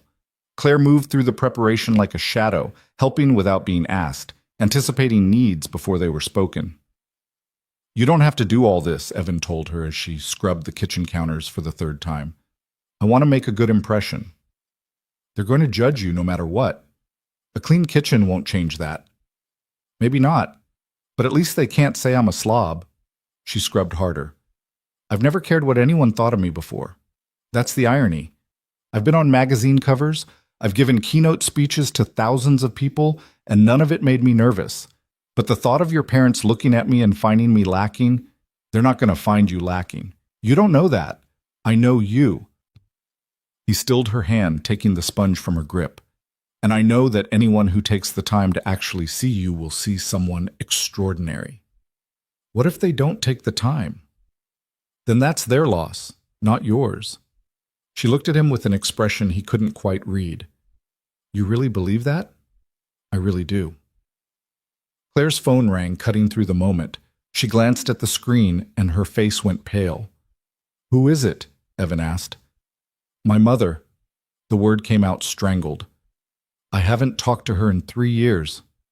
Are you going to answer? The phone kept ringing. Claire stared at it like it might explode. I don't know, she whispered. I don't know. The ringing stopped. Voicemail. 3 years? Evan asked gently. She didn't approve of my choices. My career, my relationships, my entire life, basically. Claire set the phone down like it burned her. When I became CEO, she said I'd sold my soul for success, that I'd become everything she'd raised me not to be. Was she right? Yes? The admission seemed to cost Claire something. She was right, and I hated her for it. So I stopped calling, stopped answering, told myself I didn't need her approval anymore. Do you want to call her back? I don't know. I don't know anything anymore. She laughed, but it came out broken. A week ago, I ran a company worth billions. I had answers for everything. Now I can't even decide whether to call my mother. Maybe that's progress. How is that progress? Because the person who ran that company wouldn't have hesitated. She would have had a strategy, an angle, a way to manage the conversation for maximum advantage. The fact that you don't know what to do means you're thinking about it differently, thinking about it as a person instead of a position. Claire stared at him. When did you get so wise? I'm not wise. I'm just good at pointing out what I see. He picked up her phone and held it out to her. Whatever you decide, I'm here. She took the phone slowly, looked at the missed call notification, looked at him. Not today, she said finally, but soon, when I know what to say. That's fair. Is it? Or am I just being a coward again? There's no deadline on making peace with your family. Take the time you need. Claire pocketed the phone, and some of the tension drained from her shoulders. Your parents are going to be so confused by me. Good. They could use some confusion in their lives. That night, after Lily was asleep, they sat on the porch one more time. The storm had passed, leaving the air clean and cool, the stars sharper than they'd been in weeks. Tomorrow everything changes, Claire said. Tomorrow is just another day. You don't believe that. No, he admitted. I don't, but I'm trying to. She leaned against him, and he put his arm around her, and they watched the stars wheel overhead in their eternal, indifferent dance. Whatever happens, Claire whispered, thank you for this week. Thank you for letting me be scared and confused and completely without a plan. Thank you for seeing me as a person when I'd forgotten how to be one. Thank you for showing up, Evan replied. Thank you for knocking on my door and refusing to let me keep hiding from life. Is that what you were doing? Hiding? I thought I was protecting myself, protecting Lily. But looking back, I think I was just afraid of wanting something and losing it again. And now? He thought about the question carefully. Now I'm still afraid, but I'm more afraid of never trying than I am of failing. Does that make sense? Perfect sense. They sat in silence, watching a shooting star arc across the sky. Make a wish, Claire said. Evan closed his eyes. When he opened them, Claire was looking at him with an expression that made his breath catch.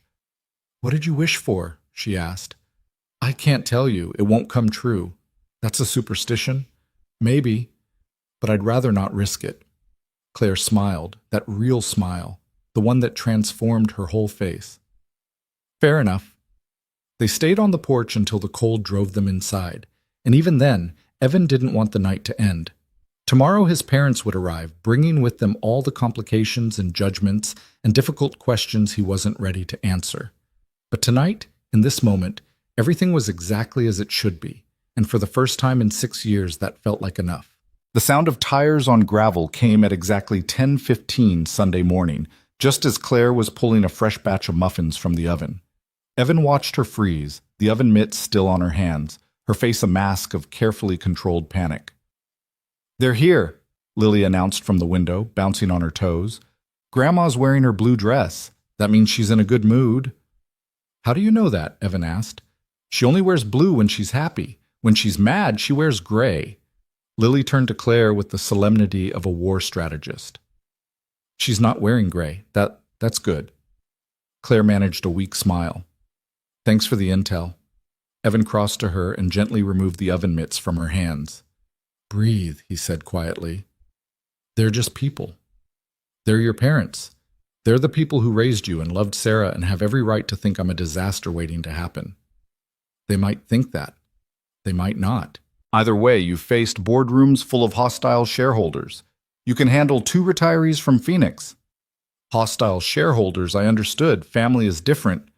The car door slammed outside and Evan heard his mother's voice, that particular tone she used when she was assessing something. The garden looks better than last time. Did he finally hire someone? No, Mom, Evan muttered under his breath. I just had help. He squeezed Claire's hand once, then went to open the front door. His mother, Barbara Brooks, was already halfway up the path, her husband Richard trailing behind with a suitcase in each hand. Barbara was 63, silver-haired, and possessed of the kind of energy that made everyone around her feel slightly exhausted. She was wearing blue, as Lily had noted, and her smile was genuine as she spotted her granddaughter in the doorway. There's my girl! Barbara swept past Evan to scoop Lily into a hug. You've grown at least 2 inches since I saw you last. What is your father feeding you? Claire's been cooking, Lily said brightly. She makes really good pasta and muffins. She made muffins this morning. Barbara's smile flickered, almost imperceptibly. Claire? She's inside. Lily grabbed her grandmother's hand. Come meet her. You're going to like her. She's really nice and she knows about stars and she helped me fix my solar system project. Evan watched his mother's face cycle through surprise, confusion, and something that might have been concern before settling into a carefully neutral expression. Well, Barbara said, I suppose I should meet this Claire then. Richard had reached the porch, slightly out of breath from the suitcases. He was a quiet man, lean and weathered, with eyes that noticed everything and a mouth that rarely commented on what he saw. He nodded at Evan in greeting. "Son." "Dad, good drive?" "Traffic through Flagstaff, construction." Richard's eyes drifted past Evan to the interior of the cabin. "Lily mentioned someone's been staying here?" "Yeah, it's a bit of a story. Most things worth knowing are." They entered the cabin together, and Evan felt the moment his mother laid eyes on Claire. It was like watching two weather systems collide. Claire standing by the kitchen counter, shoulders squared, chin lifted, every inch the CEO she'd been trained to be, and Barbara frozen in the entryway, taking in everything from Claire's expensive haircut to her uncertain smile. "Mom, Dad," Evan said into the silence, "this is Claire Monroe. Claire, these are my parents, Barbara and Richard." Claire stepped forward, hand extended. "It's wonderful to meet you. Evan and Lily have told me so much about you." Barbara shook her hand with the precision of someone evaluating a business proposal. "I wish I could say the same, but this is the first I'm hearing of you." "Mom," Evan warned. "What?" "I'm just saying. A week ago my son was living alone with my granddaughter, and now there's a woman making muffins in his kitchen. A mother has questions." "Fair enough." Claire's voice was steady, but Evan could see the tension in her jaw. "What would you like to know?" Barbara opened her mouth, but Richard spoke first. "Those muffins smell good. Mind if I try one before the interrogation starts?" The tension broke slightly. Claire laughed, a nervous sound but genuine. "Of course. They're blueberry. Lily picked the berries yesterday from a bush near the creek." "I picked a lot," Lily confirmed. "My fingers turned purple. Look." She held up her hands, which were indeed still faintly stained. Richard took a muffin and bit into it with the deliberate appreciation of a man who understood the value of good food. "Excellent," he pronounced. "Barbara, try one." "I don't need a muffin to form an opinion." "No, but it might improve your mood." The look Barbara gave her husband could have curdled milk, but she accepted a muffin anyway. The first bite seemed to soften something in her expression. Not much, but enough. "Fine," she admitted. "They're good." "Thank you." Claire's shoulders dropped slightly. "Should we sit? I imagine you have a lot of questions, and I'd rather answer them than have everyone standing around feeling awkward." They settled in the living room, Barbara and Richard on the couch, Evan in the armchair, Claire perched on its arm beside him. Lily sat on the floor with a book, but Evan knew she was listening to every word. "So," Barbara began, "who exactly are you, Claire Monroe?" Claire took a breath. "Until about 2 weeks ago, I was the CEO of Vance Technologies. I resigned and drove here looking for somewhere quiet to think. Evan and I met when I rented the cabin next door." Barbara's eyebrows rose. "Vance Technologies, the software company?" "Among other things, yes. I've read about you." Barbara's tone was unreadable.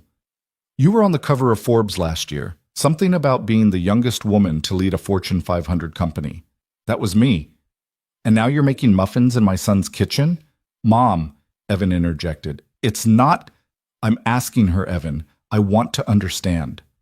Barbara's eyes never left Claire. "What's a woman like you doing in a place like this, with a man like my son?" "What do you mean, a man like your son?"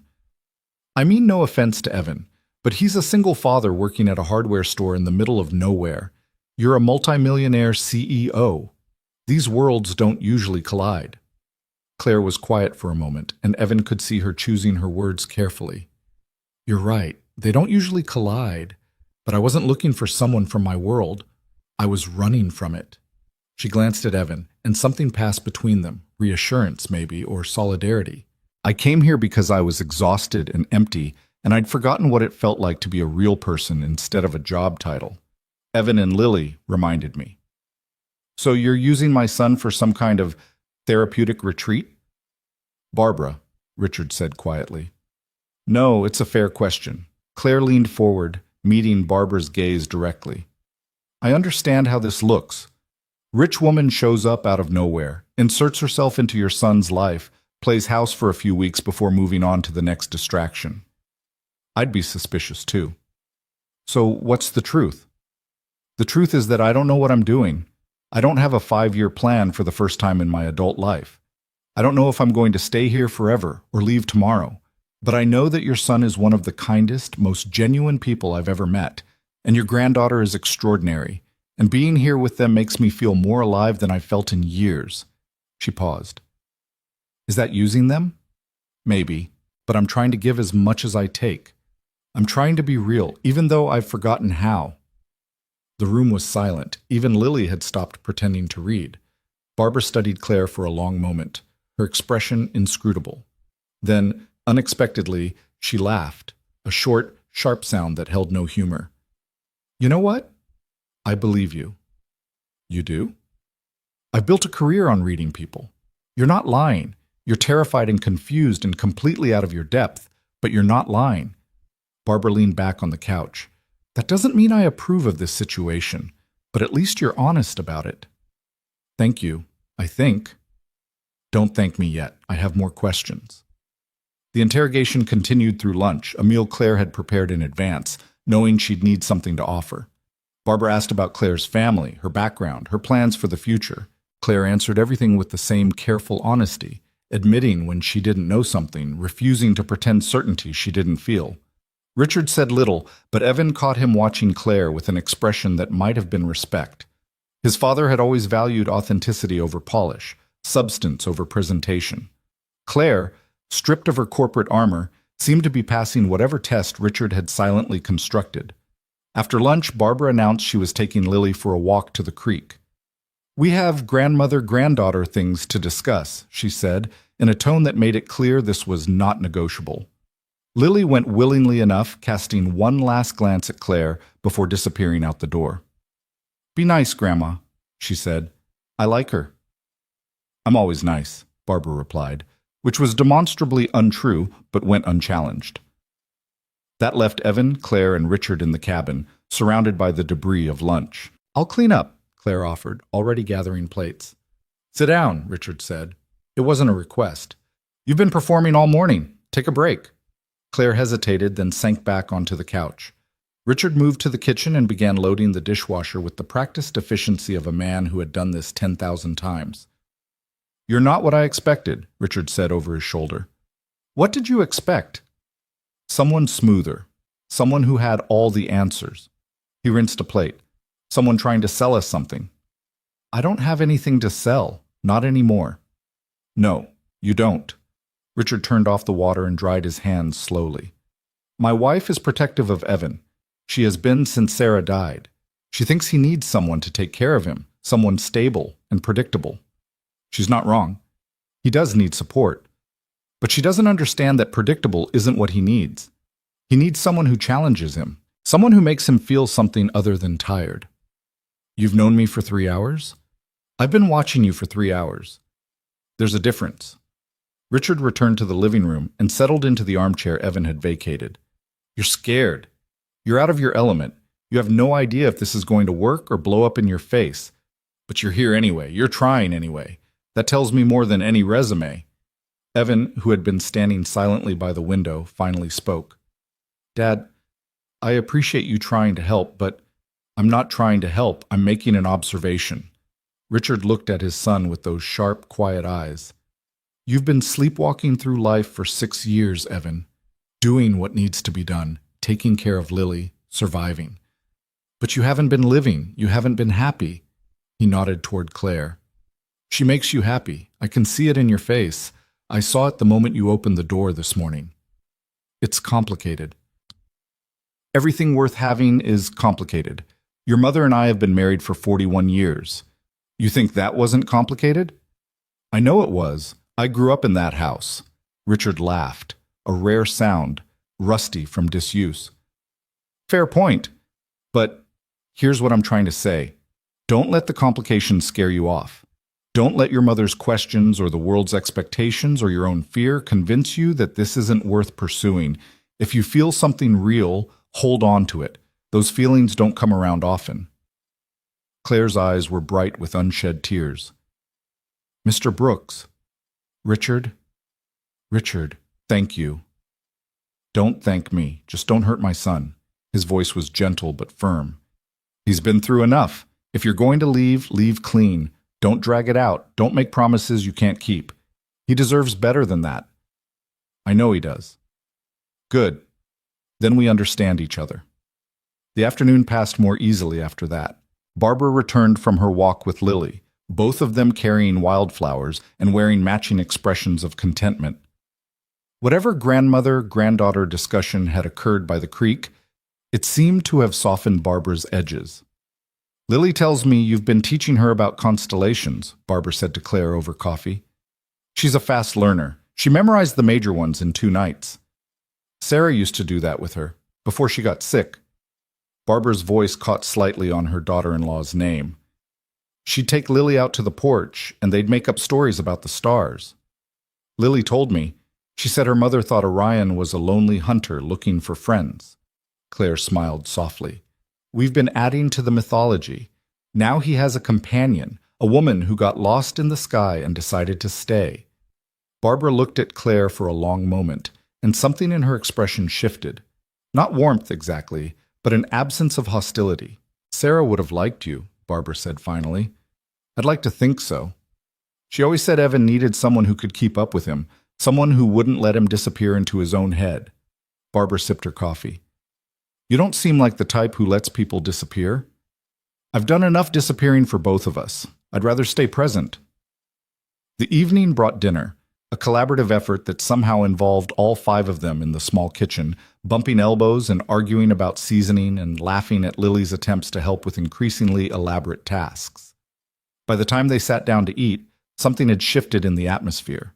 The tension hadn't disappeared entirely, but it had transformed into something more manageable, more navigable. After dinner, Evan found himself alone with his mother on the porch, while Claire read to Lily and Richard dozed in the armchair. I still have concerns, Barbara said, gazing out at the darkening mountains. I know you do. She's going to get restless. Women like her don't stay in places like this. They need stimulation, challenge, something to conquer. You can't provide that. Maybe she doesn't want to be conquered anymore. Maybe. Or maybe she just needs to catch her breath before diving back into the life she left. Barbara turned to face him. I'm not saying she's a bad person, Evan. I'm saying she's a complicated person in a complicated situation, and you've never been good at complicated. I've been raising a daughter alone for 6 years. I've gotten better at complicated. That's different. That's obligation, duty. This is choice. This is risk. Barbara's voice softened. I don't want to see you hurt again. Losing Sarah nearly destroyed you. If you let this woman in and she leaves, then I'll survive, just like I survived before. Evan met his mother's eyes. I know you're trying to protect me. I appreciate it.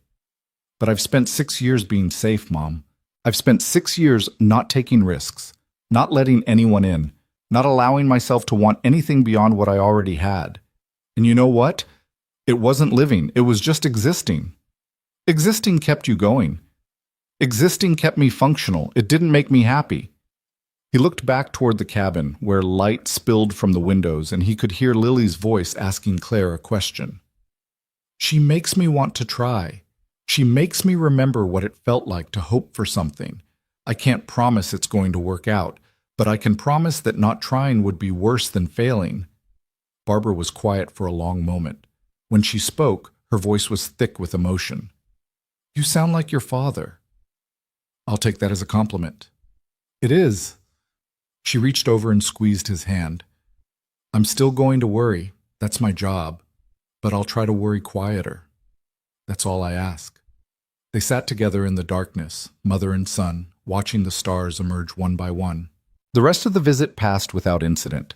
Barbara continued to observe Claire with a critical eye, but her questions became less pointed, her comments less barbed.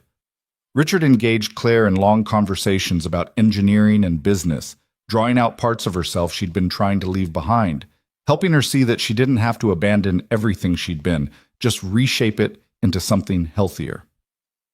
On their last morning, as Richard loaded the suitcases into the car, Barbara pulled Claire aside. I still don't entirely understand what you're doing here, Barbara said quietly. But I can see that you're trying. That matters. Thank you. Don't thank me, just be careful. With his heart. With Lily's. They've both lost enough. I know. I'm trying to add, not subtract. Barbara studied her for a moment, then nodded once, a small gesture, but significant. Good. That's all I needed to hear. Lily hugged her grandparents fiercely, extracting promises of phone calls and video chats and another visit soon. Evan walked them to the car, enduring his mother's final warnings and his father's firm handshake.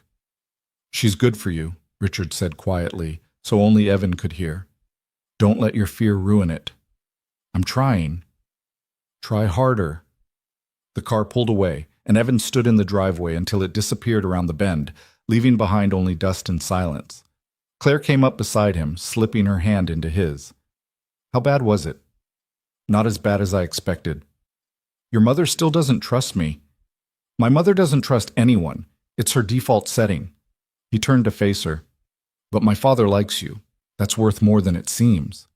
He's a good man. He is. He just doesn't talk much. Evan smiled. He told me not to let fear ruin this. Smart advice. Yeah, I'm trying to follow it. They walked back to the cabin together, hand in hand, and for a moment everything felt possible. The visit was over, the interrogation had ended, and they had survived.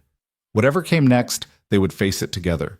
But Evan should have known that life rarely stayed simple for long. The call came that night, just as they were finishing dinner. Claire's phone buzzed on the counter, and she glanced at the screen with an expression that made Evan's stomach drop. What is it? My old assistant, Michelle. Claire stared at the phone like it might bite her. She's called 3 times today. I've been ignoring her. Maybe you should answer. Maybe. But Claire made no move to pick up the phone. It rang twice more, then went to voicemail. A minute later, a text appeared. Claire, please call me. It's urgent. Something's happening with the company, and you need to know. Something's happening, Claire read aloud. Her face had gone pale. That can't be good. Are you going to call her back? I don't know. I don't know if I want to know. She set the phone down, her hands trembling slightly. I left that world behind. I don't owe them anything. No, but you might owe yourself the truth. Claire looked at him, and he could see the war happening behind her eyes. The part of her that wanted to stay hidden versus the part that needed to know what she was hiding from. Will you stay with me? She asked. While I call? Of course. She picked up the phone and dialed. Evan watched her face as she listened, watched the color drain from her cheeks, watched her free hand grip the counter like she might fall without it. I see, she said finally. No, I understand. Yes, I'll think about it. Thank you, Michelle. She hung up and stood very still. Claire? Evan moved toward her.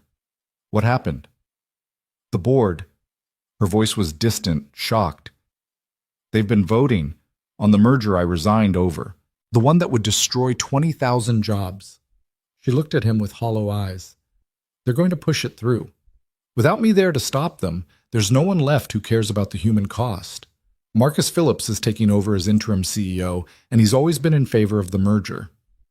What does that mean? It means everything I built is about to be dismantled. Every protection I put in place, every policy designed to help employees, every program I fought for, gone. Because I wasn't there to defend them. Claire, that's not your fault. You needed to leave. Did I?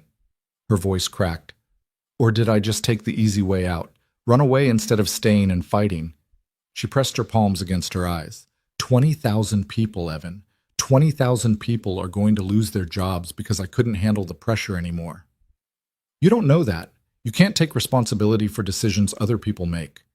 But I can take responsibility for not being there to stop them. She dropped her hands and her eyes were wet. I thought I was escaping. I thought I was choosing myself for once. But maybe I was just being a coward. You're not a coward. Then what am I? She gestured around the cabin. I'm standing in a kitchen making muffins while the company I spent 15 years building destroys itself. I'm playing house while real people lose their livelihoods. How is that not cowardice? Evan didn't have an answer. He could see the conflict tearing her apart, the part of her that had found peace here warring with the part that still felt responsible for the world she'd left behind. What do you want to do? He asked quietly. I don't know. She sank into a chair, suddenly looking exhausted. Michelle said the board is meeting again on Friday, the final vote. If I came back, if I made my case, there's a chance I could sway them. Some of them respected me. Some of them might listen. And if they don't, then at least I tried. She looked up at him, and her eyes were full of anguish. But if I go back, I don't know if I can come back here. To this life. To you. The pull of that world, it's strong, Evan. It swallowed me once. It could swallow me again. Is that what you're afraid of? I'm afraid of everything right now. She laughed bitterly. I'm afraid of going back and losing myself again. I'm afraid of staying and letting people suffer because of my choices. I'm afraid of hurting you and Lily by leaving. I'm afraid of hurting myself by staying. She shook her head. There's no right answer. Evan knelt beside her chair, taking her hands in his. What does your heart tell you? My heart is confused. What does it want, though? If you strip away the fear and the guilt and the obligation, what do you actually want? Claire was quiet for a long moment. When she spoke, her voice was barely a whisper. I want to stay here. I want to keep making muffins and teaching Lily about stars and sitting on the porch with you at night. I want this life. I want you. But I don't know if I can live with myself if I let those people down, if I run and hide while the world I built burns. She squeezed his hands. Does that make sense? Can you understand? Yes. He felt his heart breaking, but he kept his voice steady. I understand completely. So what do I do? Evan thought about his father's words, about not letting fear ruin something real, about the difference between surviving and living.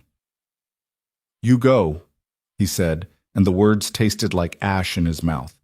You go back and you fight for those people. You do what only you can do. And us? Us will still be here. When you're done, if you still want this life, you know where to find us. Claire's eyes filled with tears. What if I can't come back? What if I get pulled in again? Then we'll know the truth about what you really wanted. He cupped her face in his hands. I'd rather you leave and discover who you are than stay and spend the rest of your life wondering. I can't ask you to give up that part of yourself for me. You could ask. I might say yes. I know. That's why I won't ask. She kissed him then, sudden and fierce and tasting of salt tears. When she pulled back, her eyes were bright with something that might have been gratitude or might have been grief. Friday, she said. The board meeting is Friday. I'll go back Wednesday, prepare my case, fight for what I believe in. And then you'll decide. And then I'll decide. They held each other in the dim kitchen, neither of them sure what the morning would bring, both of them knowing that nothing would be the same after tonight. The future stretched before them, uncertain and frightening. But they faced it together, at least for now. The morning Claire left was gray and still, the kind of weather that felt like the world was holding its breath. Evan stood on the porch with Lily beside him, watching Claire load her single suitcase into the sleek black car that had sat unused in the neighboring driveway for nearly 3 weeks. 3 weeks. It felt like both a lifetime and the blink of an eye. You're coming back, right? Lily's voice was small, uncertain in a way Evan hadn't heard since the months after Sarah died. You promised you wouldn't leave without saying goodbye, but you didn't promise you'd come back. Claire knelt in front of Lily, taking her small hands in hers. I can't promise that, sweetheart. I wish I could, but I've learned that promises you can't keep hurt more than honest uncertainty. That's not fair. No, it's not. Claire's eyes glistened. But here's what I can tell you. I want to come back, more than I've ever wanted anything, and I'm going to fight as hard as I can to make that happen. Well, what if fighting isn't enough? Then at least I'll know I tried. Claire pulled Lily into a hug, and Evan watched his daughter cling to this woman who had walked into their lives and changed everything. You are extraordinary, Lily Brooks. Whatever happens, don't ever forget that. I don't want you to go. I know. I don't want to go either. Claire pulled back, wiping Lily's cheeks with her thumbs. But sometimes we have to do hard things. Your dad taught me that. Lily sniffled, then straightened her shoulders with the resolve of someone much older. Okay, but you better call every day. And video chat. Dad says the reception is bad here, but we can go into town where it's better. Every day. Claire agreed. I promise that much.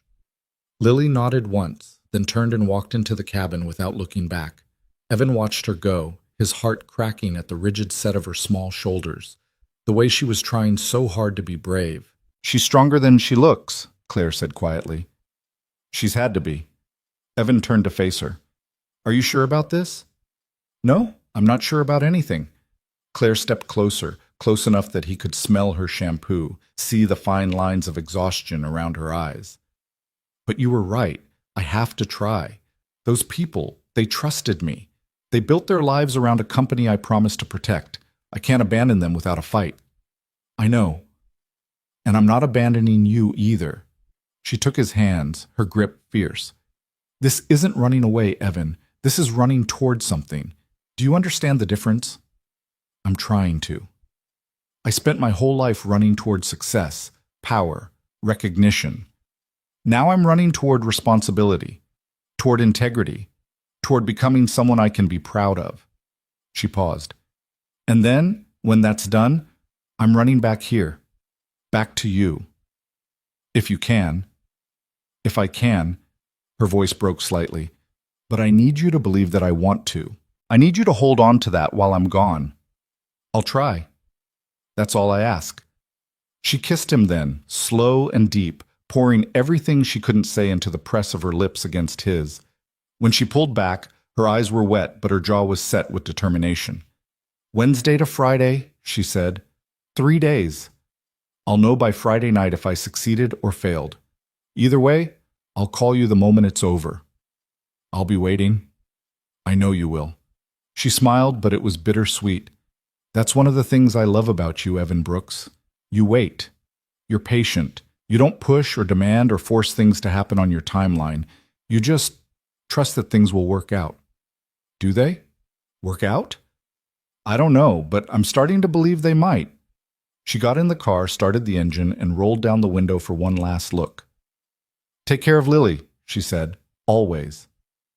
And take care of yourself. Don't disappear into the hardware store and forget to feel things. I'll try. That word again. She smiled through her tears. Goodbye, Evan. Goodbye, Claire. The car pulled away, kicking up gravel, and Evan stood on the porch until it disappeared around the bend, until the sound of the engine faded into the morning silence, until there was nothing left but the gray sky and the empty driveway and the weight of everything he couldn't control. Inside, he found Lily on the couch, knees pulled to her chest, staring at nothing. She's gone, Lily said flatly. For now. What if for now becomes forever? Evan sat beside her, pulling her into his arms. Then we'll survive. We always do. I'm tired of surviving. Lily's voice was muffled against his chest. I want to be happy. I want things to stay good instead of always changing. I know, sweetheart. I want that too. So why does everything keep leaving? The question cut deep, deeper than Lily probably knew. Evan thought about Sarah, about all the ways life had taught his daughter that love was temporary, that happiness was a visitor that never stayed long. Not everything leaves, he said finally. I'm still here. I'm never leaving. Promise? Promise. What about Claire? Evan hesitated. I can't promise for Claire. Only she can do that. But I can promise that whatever happens, we'll be okay. You and me. We've gotten through hard things before. I don't want to get through hard things. I want easy things, nice things. I know, me too. They sat together in the quiet cabin, father and daughter, holding on to each other while the world outside continued its indifferent spin. The first day without Claire was the hardest. Evan moved through his routines, making breakfast, getting Lily ready for school, driving the 20 minutes to the bus stop, but everything felt muted, like the color had been drained from the world. At work, Marcus noticed. She left, didn't she? Marcus said during their lunch break. The woman from the cabin. For a few days. She has something she needs to handle back in the city. And you're worried she won't come back. Is it that obvious? Brother, it's written all over your face. Marcus clapped him on the shoulder. But here's the thing. If she's worth keeping, she'll find her way back. If she's not, better to find out now than in 6 months when you're even more attached. That's not as comforting as you think it is. Wasn't meant to be comforting, just realistic. Marcus shrugged. Hope for the best, prepare for the worst. It's the only way to survive this life. That night, Evan's phone rang just as he was putting Lily to bed. Claire's name on the screen made his heart jump. Hey, he answered. Hey. Her voice was tired but warm. I made it. I'm in my old apartment, surrounded by everything I left behind, and I have no idea what I'm doing.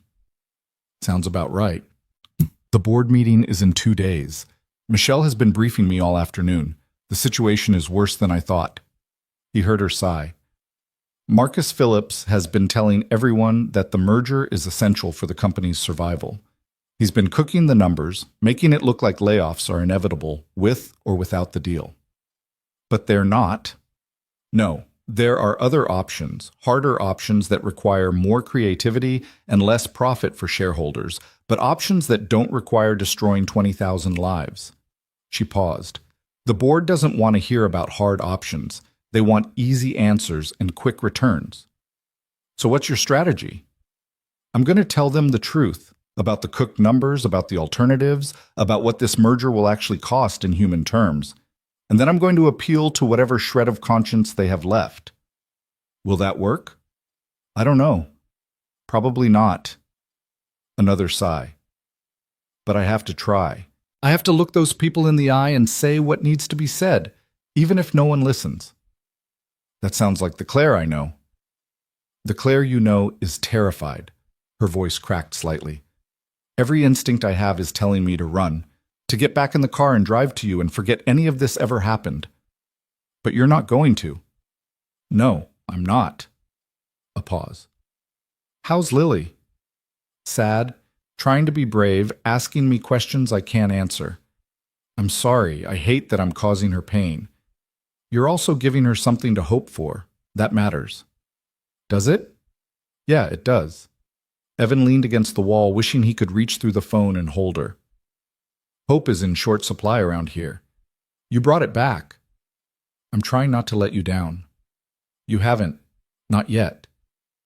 Evan, she trailed off, then started again. I need to tell you something. Something I should have said before I left. What? I love you. The words came out in a rush, like she'd been holding them back and couldn't anymore. I know it's too soon. I know we've only known each other for 3 weeks. I know this is insane.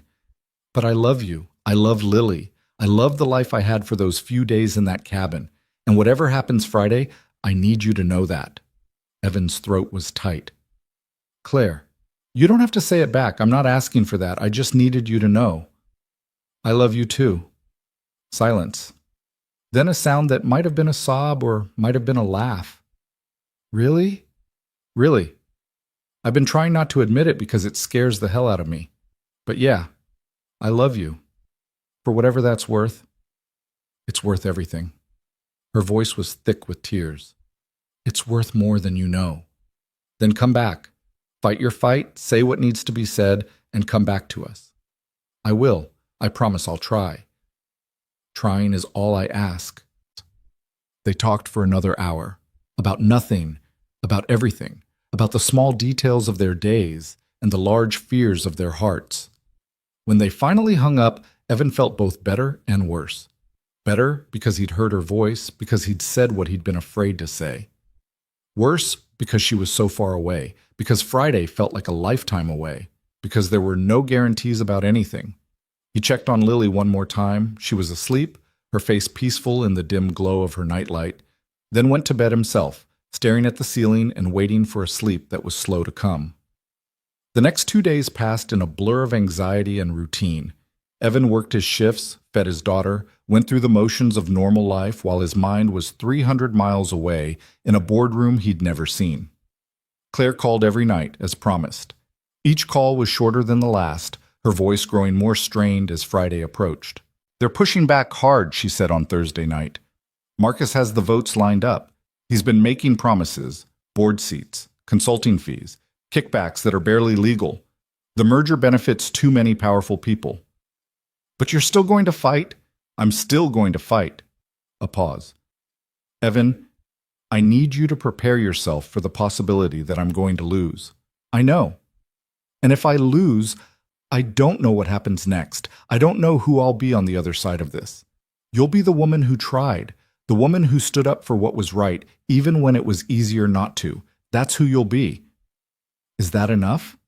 It's more than most people ever do. I love you.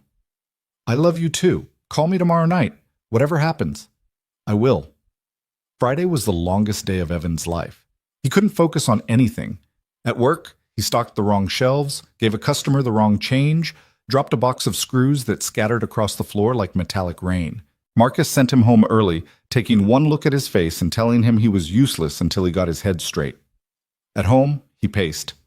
He checked his phone every 30 seconds. He tried to distract himself with housework, with bills, with anything that might occupy his hands. But his mind was somewhere else entirely. In a boardroom hundreds of miles away, watching a woman he loved fight a battle she might not win. Lily came home from school and found him standing at the window, staring at nothing. "Is it over?" she asked. "Not yet. The meeting started an hour ago." "How long will it take?" "I don't know. As long as it takes." They waited together, father and daughter, the silence of the cabin pressing in around them. Lily tried to do homework but couldn't concentrate. Evan tried to make dinner but burned the pasta. Eventually they gave up on pretending and just sat on the couch, watching the light fade outside, waiting for a phone call that would change everything. At 7:30, Evan's phone rang. His hand was shaking as he answered. "Claire?" "It's over." Her voice was raw, exhausted, stripped of everything except the bare facts. "We voted." "And?" A long pause. Evan's heart stopped. "I won." The words didn't register at first. "You... what?" "I won. The merger is dead. The board voted 8-4 to reject the deal and pursue alternative restructuring options." She laughed, a strange, disbelieving sound. "I won, Evan. 20,000 people are going to keep their jobs." "Oh my God." Evan's legs gave out. He sank onto the couch, tears springing to his eyes. "Claire, that's amazing. That's..." "I know. I can't believe it either." Her voice cracked. "I went in there expecting to lose. I said everything I needed to say, made my case as clearly as I could, and then I sat back and waited for them to destroy me. But then the vote happened, and how did you change their minds?" "I don't know. Maybe I didn't. Maybe they were looking for an excuse to do the right thing, and I just gave them one." She took a shaky breath. "Or maybe some of them remembered why they got into business in the first place. Before the corruption and the greed took over, maybe they wanted to feel like good people again." "What happens now?" "Now, I hand the company over to someone who can lead it the way it deserves to be led. Someone younger, with more energy, who hasn't burned out and run away to the mountains." She paused. "There's a woman on the board, Elena Vasquez. She's been fighting for workers' rights for years. I'm recommending her as my permanent replacement." "And they'll listen to you?" "After today? Yeah. I think they will." Lily was tugging at Evan's sleeve, her eyes wide. "What's happening? Is Claire okay?" Evan put the phone on speaker. "Claire, Lily's here. Say hi." "Hi, Lily." Claire's voice softened immediately. "I have good news." "You won?" Lily's voice was trembling. "You really won." "I really won. The bad merger isn't happening. Lots of people get to keep their jobs." Lily burst into tears. Not sad tears, but the overwhelming tears of relief and joy that children feel without embarrassment. "So you're coming back? You're coming home?" The word hung in the air. Home. "Yes, sweetheart." Claire's voice was thick with emotion. "I'm coming home. Tomorrow morning, first thing. I'll drive through the night if I have to." "You don't have to drive through the night," Evan said. "Get some sleep. We'll be here when you arrive." "I know. That's the best part." She laughed through her tears. "Knowing you'll be there. Knowing I have somewhere to come back to." They talked for a few more minutes. Logistics, details, the small practicalities that anchor enormous emotions to something manageable. After they hung up, Lily threw herself into Evan's arms and didn't let go for a long time. "She's coming back," Lily whispered. "She's really coming back. She's really coming back." "Do you think she'll stay this time?" "I think so. But Even if she doesn't, even if life throws more challenges at us, we'll figure it out. Together. Together, Lily agreed. That night, for the first time in days, Evan slept deeply and dreamlessly. Claire arrived the next afternoon, her car pulling into the driveway just as the sun was beginning its descent toward the mountains. Evan and Lily were waiting on the porch. They'd been waiting for hours, neither of them willing to be anywhere else when she finally appeared. She got out of the car slowly, looking exhausted but somehow lighter than she had when she left, like the weight she'd been carrying for 15 years had finally been lifted. Lily was off the porch and running before Evan could stop her, crashing into Claire with enough force to make the woman stumble backward. "You're here," Lily said, her face buried in Claire's stomach. "You're really here. I'm really here." Claire knelt and held Lily tight. "And I'm not going anywhere, not unless you come with me." Evan walked toward them slowly, savoring the moment, wanting to remember every detail, the golden light, the sound of birds, the way Claire looked up at him with eyes full of tears and hope, and something that looked remarkably like peace. "Hey," he said. "Hey yourself." He pulled her to her feet and into his arms, and she melted against him like she'd been holding herself together through sheer willpower and could finally let go. "I did it," she whispered into his chest. "I actually did it. I never doubted you. Liar, you doubted me constantly." "Okay, fair, but I hoped. That's almost as good." She laughed, and the sound was the most beautiful thing he'd ever heard. They went inside together, the three of them, and Claire told the whole story over dinner, the confrontation with Marcus Phillips, the impassioned speech she'd given to the board, the agonizing wait while they deliberated, the shock when the final vote was announced. "What made them change their minds?" Evan asked. "I'm not entirely sure, but I think—" Claire hesitated. "I think they were tired, too. Tired of being the bad guys, tired of making decisions that hurt people. I gave them permission to choose differently, and some of them took it. What about Marcus? He's done. The vote exposed his manipulation, his cooked numbers. He'll face an investigation, probably criminal charges." Claire shook her head. "Part of me feels sorry for him. He was just playing the game the way he'd been taught to play it. But the game was wrong, and someone had to say so. And that someone was you. That someone was me, finally." She smiled, and it reached her eyes in a way it hadn't before. "I spent 15 years being the person the company wanted me to be. Today, I was finally the person I wanted to be." After dinner, after Lily had been read to and tucked in and assured multiple times that Claire would be there in the morning, Evan and Claire found themselves on the porch again. Their spot. Their sanctuary. "So what now?" Evan asked. "Now I figure out who I am without a job title." Claire leaned against him, her head on his shoulder. "I have money, more than I'll ever need, and for the first time in my life I have time. I want to use it well." "Any ideas?" "A few. I've been thinking about starting a foundation, something to help workers who are affected by corporate mergers and restructuring, retraining programs, job placement services, that kind of thing." "That sounds meaningful." "It would be. But it would also require travel, meetings, all the things I ran away from." She turned to look at him. "I don't want to become that person again, Evan. The person who's always working, always chasing the next goal. I want to have a life. A real life. With you and Lily. We can figure out a balance. Can we?" It's easy to say that now, when everything feels possible. But what happens when the foundation gets complicated? When there are problems that only I can solve? When the pull of that world starts feeling irresistible again? Then we talk about it, we adjust, we find a way. He took her hand. "I'm not asking you to give up who you are, Claire. I'm asking you to let me be part of your life while you figure out who that is. And if I mess it up, if I fall back into old patterns, then we deal with it, together. You keep saying that word, together. Because it's the only way this works. Because neither of us can do this alone." He squeezed her hand. "I've been alone for 6 years. I'm tired of it. I want a partner. Someone to share the good parts and help carry the hard parts. Is that what you want?" Claire was quiet for a long moment. When she spoke, her voice was barely a whisper. "Yes, that's exactly what I want." "Then we'll make it work. Whatever it takes."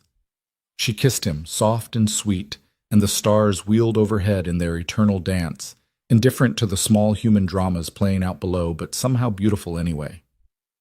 "I have something to tell you," Claire said when they finally pulled apart. "What?"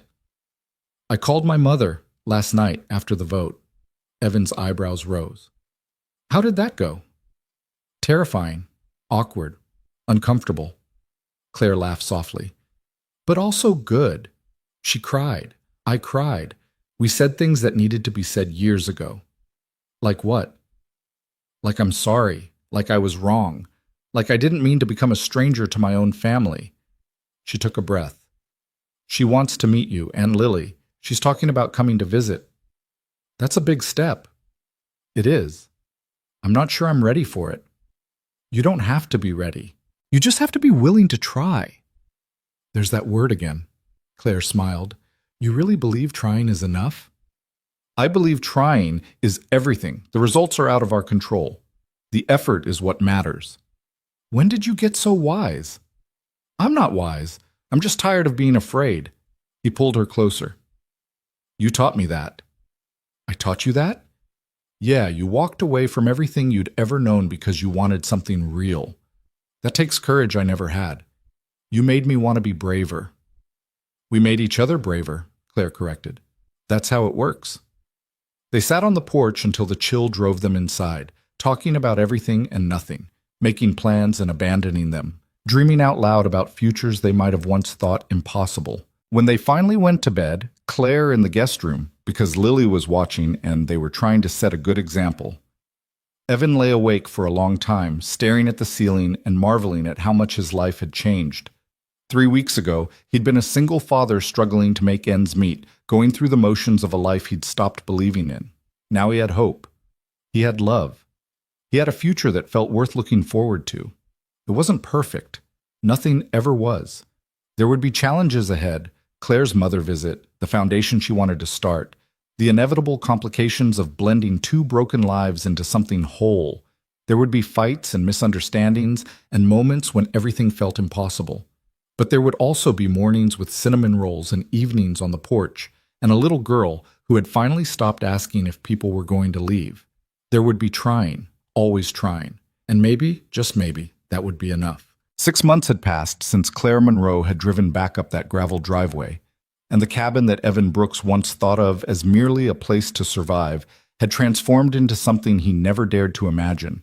A home that breathed with life, laughter, and the kind of love that doesn't announce itself but simply exists, steady and warm, like sunlight through morning windows. The changes had been gradual, almost imperceptible at first. Claire had moved her things from the guest room into Evan's bedroom 3 weeks after her return, a transition that happened without discussion or ceremony. One morning, her clothes were simply there beside his in the closet, her toothbrush next to his by the sink, her presence woven so seamlessly into the fabric of their daily life that it felt like she had always been there. Lily had adjusted with the resilience that only children possess. She no longer asked if Claire was going to leave. That question had been replaced by others, more hopeful ones. When would Claire teach her to make bread? Could they plant more vegetables in the garden? Would Claire come to her school play in the spring? The foundation Claire had dreamed of was becoming reality. She'd named it the Second Chance Initiative, and it operated out of a small office in town, 20 minutes away, close enough that she could be present in Lily's life, far enough that the work didn't consume her the way her old career had. She'd hired 3 people to help run it, delegating in ways she never had before, trusting others to carry pieces of the mission so she didn't have to carry it all alone. "You're different," her assistant Michelle had said during a video call last week. "I've known you for 8 years, and I've never seen you like this." "Like what?" "Happy. Actually happy. Not the fake happy you used to perform for shareholders, real happy." Which Claire had smiled at that, glancing out the window at the mountains that had become her daily view. "I didn't know there was a difference until I found it." Now, on a crisp October morning, with the leaves turning gold and red on the trees outside, Claire sat at the kitchen table reviewing grant applications while Evan made breakfast. Lily was still asleep. It was Saturday, and she'd earned the right to sleep in after a week of tests at school. "Your mother's flight lands at 3, Evan said, flipping pancakes with the practiced ease of a man who had made thousands of them. Are you ready? No? Claire didn't look up from her laptop. I'm absolutely not ready. It's been 6 months since you talked to her, and 3 months since she asked to visit. She's made an effort. I know she has. That's what terrifies me. Claire finally closed the laptop and rubbed her eyes. When she was disapproving and distant, I knew how to handle it. I could be defensive, put up walls, tell myself she didn't understand. But now she's trying to understand, and I don't know what to do with that. Evan set a plate of pancakes in front of her, leaning down to kiss the top of her head. You do what you've been doing for 6 months. You try. You're honest. You let yourself be imperfect. What if she doesn't like who I've become? Then that's her loss. But I don't think that's going to happen. He sat across from her. You've told me about your mother, strict, demanding, impossible to please, but you've also told me she called you crying after 15 years of silence. People don't do that unless they want to change. People say they want to change all the time. Following through is harder. True. But you did it. Why can't she? Claire stared at her pancakes, pushing them around with her fork. What if seeing her brings back everything I ran away from? What if I remember why I became the person I was, and I start wanting that again? Evan reached across the table and took her hand. Then we'll deal with it. Together, remember? Together. She squeezed his hand. I'm really tired of that word being the answer to everything. Too bad. It's the only answer I've got. She laughed despite herself, and some of the tension drained from her shoulders. Fine. Let's go pick up my mother from the airport and hope she doesn't hate everything about my life choices. That's the spirit. The drive to the airport was long enough for Claire's anxiety to build, plateau, and build again. She sat in the passenger seat of Evan's truck. They'd traded in her sleek black car for something more practical months ago, watching the landscape shift from mountains to suburbs to the sprawl of the city she'd once called home. I haven't been back here since the board meeting, she said as the skyline came into view. Does it feel strange? It feels like looking at a photograph of someone else's life. She shook her head. I used to know every building, every street. I had my favorite coffee shop on the corner of 5th and Main, my preferred dry cleaner, my regular table at 3 different restaurants. Now it all looks foreign. Is that good or bad? I don't know. Both, maybe. She watched the buildings pass. Part of me misses it. The energy, the pace, the feeling of being at the center of something important. But a bigger part of me is relieved I'm not there anymore. You can always visit. The foundation has events in the city sometimes. I know, and I do. But visiting is different from living. Visiting means I get to leave. She smiled at him. I like leaving. I like knowing there's somewhere else I belong. They arrived at the airport with 20 minutes to spare, parking in the short-term lot and walking to the arrivals terminal. Claire's hands were shaking as they waited by the security exit, watching travelers stream through with their luggage and their reunions. What does she look like? Evan asked. I've never seen a picture. Like me, mostly. Same eyes, same nose. She's shorter, though, and her hair is gray now. She stopped dyeing it years ago. Claire paused. She'll be wearing something elegant. She always does. My mother has never understood the concept of casual. So that's where you get it from. What do you mean? When you first showed up, you were wearing clothes that cost more than my truck. Even now, your casual is more put together than most people's formal. Claire looked down at her outfit. A simple sweater and jeans, but both expensive, both carefully chosen. Old habits. I'm not complaining. You look beautiful. You're just saying that because you're nervous, too. I'm terrified, Evan admitted. This is my first time meeting your mother, and based on everything you've told me, she's going to judge me for my job, my house, my income level, and probably my haircut. Your haircut is fine. That's not reassuring. A woman appeared through the security doors, and Claire's breath caught. Eleanor Monroe was exactly as Evan had imagined. Elegant, composed, moving with the kind of deliberate grace that came from decades of presenting herself to the world. She was pulling a small suitcase behind her, her silver hair swept back from her face, her eyes scanning the crowd. Those eyes landed on Claire, and something shifted in them. Something softened. Claire. Eleanor's voice was steady, but Evan saw the emotion beneath it. You look well. Hi, Mom. Claire's voice was barely a whisper. You made it. Did you think I wouldn't? I wasn't sure. Eleanor set down her suitcase and stood before her daughter, studying her face with the intensity of someone memorizing every detail. You've changed. You look lighter, less burdened. I feel lighter. Good. Eleanor's eyes moved to Evan.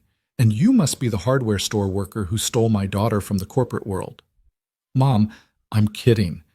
Eleanor smiled, an actual genuine smile that transformed her face. I'm Eleanor. It's nice to finally meet the man who brought my daughter back to life. Evan shook her hand, surprised by the warmth of her grip. Nice to meet you too, Mrs. Monroe. Eleanor, please.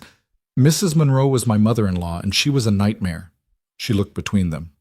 Well, are we going to stand here all day, or are you going to show me this cabin that's worth more than a penthouse in Manhattan? The drive back was less awkward than Claire had feared. Eleanor asked questions about the foundation, about Lily, about their daily routines, and listened to the answers with genuine interest rather than barely concealed criticism. You seem surprised that I'm being pleasant, Eleanor observed about halfway through the drive. A little, Claire admitted. I've had 6 months to think about this visit. 6 months to practice not being the mother I was before. Eleanor looked out the window at the passing landscape. Your father dying changed a lot of things for me, Claire. It made me realize how much time I'd wasted being disappointed instead of being present. Dad died 3 years ago. Why did it take so long to reach out? Pride. Stubbornness. Fear that you'd reject me the way I'd rejected you. Eleanor's voice was quiet. I told myself you didn't need me, that you were successful and happy, and better off without my interference. It wasn't until you quit that I realized I'd been lying to myself all along. How did you know I quit? It was in the news, darling. CEO of Advanced Technologies resigns mysteriously. That's front-page material. Eleanor smiled sadly. I watched the coverage and I thought, something is finally breaking through to her. I hoped it meant you might be ready to hear from me. I wasn't ready, not at first. I know, but you called me back eventually. That's what matters. They arrived at the cabin in the late afternoon, the golden light making everything look warm and welcoming. Eleanor stood in the driveway for a long moment, taking it all in. The worn porch, the slightly crooked shutters, the garden that Claire and Lily had cultivated together. It's lovely, Eleanor said finally. You don't have to lie, Mom. I know it's not what you're used to. I'm not lying. It's lovely because it's yours, because you chose it, because it makes you happy. Eleanor turned to face her daughter. I spent your entire childhood trying to teach you that success meant money and prestige and power. I was wrong. Success is this: a home that feels like home, people who love you, purpose that means something. Claire's eyes filled with tears. Who are you, and what have you done with my mother?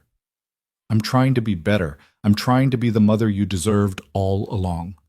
Eleanor reached out and touched Claire's face, her own eyes glistening. I'm sorry it took me so long. I'm sorry, too, for shutting you out, for not giving you a chance to change. We both made mistakes. Let's make different ones from now on. The front door opened, and Lily appeared on the porch, her hair a mess from her nap, but her eyes bright with curiosity. Is that Claire's mom? She asked Evan, who had come up beside her. That's her. Want to come say hi? Lily approached cautiously, studying Eleanor with the same careful assessment she'd given Claire when they first met. Eleanor, to her credit, knelt down to Lily's level. You must be Lily. Claire has told me so much about you. She talks about you too, Lily said. She was nervous you wouldn't like it here. What do you think? Should I like it here? Lily considered the question with the seriousness it deserved. It's quiet, and sometimes the power goes out. But there are lots of stars at night, and Claire makes really good pasta, and my dad tells the best stories before bed. That sounds wonderful. It is. Lily tilted her head. Claire said you used to be mean. Are you still mean? Lily, Evan said, horrified. It's a fair question. Eleanor didn't flinch. I was mean sometimes. I was so focused on what I thought Claire should be that I forgot to love who she actually was. That was wrong, and I'm trying to do better. Lily absorbed this. Okay, I believe you. But if you're mean to Claire again, I won't forgive you. She's part of our family now. Eleanor's eyes softened. She's lucky to have you as her defender. I know. Lily smiled. Do you want to see the garden? Claire and I planted strawberries. The weekend that followed was nothing like Claire had expected. Eleanor didn't criticize the cabin's small rooms or the secondhand furniture or the modest life her daughter had chosen. Instead, she seemed genuinely curious about every aspect of it, asking Lily about school, helping Claire cook dinner, sitting on the porch with Evan, and talking about topics that ranged from baseball to philosophy. On Sunday afternoon, while Lily was playing in the garden and Evan was fixing a loose board on the deck, Eleanor and Claire found themselves alone in the kitchen. I need to tell you something, Eleanor said. That sounds ominous. It's not. At least I hope it's not. Eleanor took a breath. I've been doing some thinking about my future. The house in Connecticut is too big for me now, and all my friends there remind me of the life I used to live, the country club, the charity galas, the endless competition over whose children were more successful. What are you saying? I'm saying I want to move, somewhere quieter, somewhere closer to... She hesitated. Closer to you, if you'd have me. Claire stared at her mother. You want to move here? Not here exactly, but near here. There's a small town 20 minutes away, isn't there? I saw some lovely houses when we drove through. Mom, that's a huge decision. You can't just uproot your entire life because I want to be part of my daughter's life? Because I want to know my potential granddaughter? Eleanor's voice cracked slightly. Because I'm 72 years old and I've wasted enough time already? Claire was speechless. This wasn't the mother she'd grown up with. This wasn't the woman who had criticized every choice, demanded perfection, made Claire feel like nothing she did was ever enough. I don't know what to say. Say you'll think about it. Say you'll let me try. Eleanor reached across the table and took Claire's hands. I'm not asking to move in with you. I'm not asking to be involved in every aspect of your life. I just want to be nearby. I want to have Sunday dinners and birthday parties and the chance to watch Lily grow up. I want to stop being a stranger to my own family. Claire thought about all the years of distance, all the hurt, all the walls she'd built to protect herself from her mother's judgment. She thought about how hard it had been to let Evan in, to let Lily in, to believe that she deserved love and acceptance. And she thought about how much had changed since she'd arrived at that cabin with a suitcase and a broken heart. Okay, she said finally. Let's think about it. Together. Eleanor's smile was radiant. Thank you. That's all I ask. The months that followed were a slow unfolding of something Claire had never thought possible: reconciliation. Eleanor found a small cottage in town, close enough to visit regularly, but far enough to maintain boundaries. She became a fixture in their lives, joining them for Sunday dinners, attending Lily's school events, even helping Claire with foundation work when her experience in high society fundraising proved unexpectedly valuable. Your grandmother is weird, Lily announced one evening, a few weeks before Christmas. Weird how? Claire asked. She brought me a present today, a first edition book from like 100 years ago. Who gives a kid an old book? Did you like it? I loved it, Lily grinned. She said it was a story about a girl who goes on adventures and doesn't need anyone to save her. She said it reminded her of me. Claire's heart swelled. That sounds like something she would say. She also said she's proud of you, for building a new life, for being brave. Lily looked at Claire with those two wise eyes. She said she wasted a lot of years being scared, and she doesn't want you to make the same mistakes. She told you all that? We talk about stuff when she drives me home from school. She's actually pretty cool when she's not trying to be fancy. Claire laughed, wiping unexpected tears from her eyes. Yeah, she is. Christmas Eve arrived with a gentle snowfall that transformed the world outside into something magical. The cabin was decorated simply, a small tree in the corner, lights strung along the porch, stockings hung by the fireplace. Eleanor had contributed a few elegant touches from her old life, and the blend of modest and refined somehow worked perfectly. They gathered around the dinner table, Evan, Claire, Lily, Eleanor, and a few friends they'd made in the months since settling into this new life. Marcus and his wife were there, along with Mrs. Henderson from down the road, and a young couple from Claire's foundation who had become close friends. A toast, Evan said, raising his glass, to unexpected gifts, to second chances, to family, however we find it. To family, everyone echoed. Claire looked around the table at these faces that had become her world. The daughter who wasn't hers by blood, but was hers in every way that mattered. The mother she'd written off who had fought her way back. The friends who accepted her not for who she'd been, but for who she was becoming. And Evan. Always Evan. The man who had opened his door to a stranger with a suitcase and somehow given her everything she didn't know she needed. After dinner, after the dishes were cleared and the guests had gone home, and Eleanor had retreated to the guest room, Claire found Evan on the porch. Snow was still falling, soft and silent, covering the world in white. "What are you doing out here?" she asked, wrapping her arms around him from behind. "Thinking." "About what?" "About how different my life is from a year ago." He turned to face her, pulling her into his arms. "A year ago, I was alone. Surviving, but not living, like my father said. Now I have you and your mother and this house full of people I care about. It doesn't feel real sometimes. It feels real to me. Good. I need someone to keep me grounded." He kissed her forehead. "I have something for you. I was going to wait until tomorrow, but I can't anymore." "Evan." He reached into his pocket and pulled out a small box. Claire's breath caught. "It's not what you think," he said quickly. "I know we haven't talked about marriage. I'm not trying to pressure you into anything. But I wanted you to have something that shows how I feel, something permanent." He opened the box. Inside was a ring, not a diamond, but a simple band of gold with a small sapphire set into it. The stone was the exact color of the mountain sky on a clear day. "It was my grandmother's," Evan explained. "She gave it to my grandfather when she proposed to him. In her family, the women did the proposing. She said it was the only way to make sure the men didn't chicken out." Claire laughed through her tears.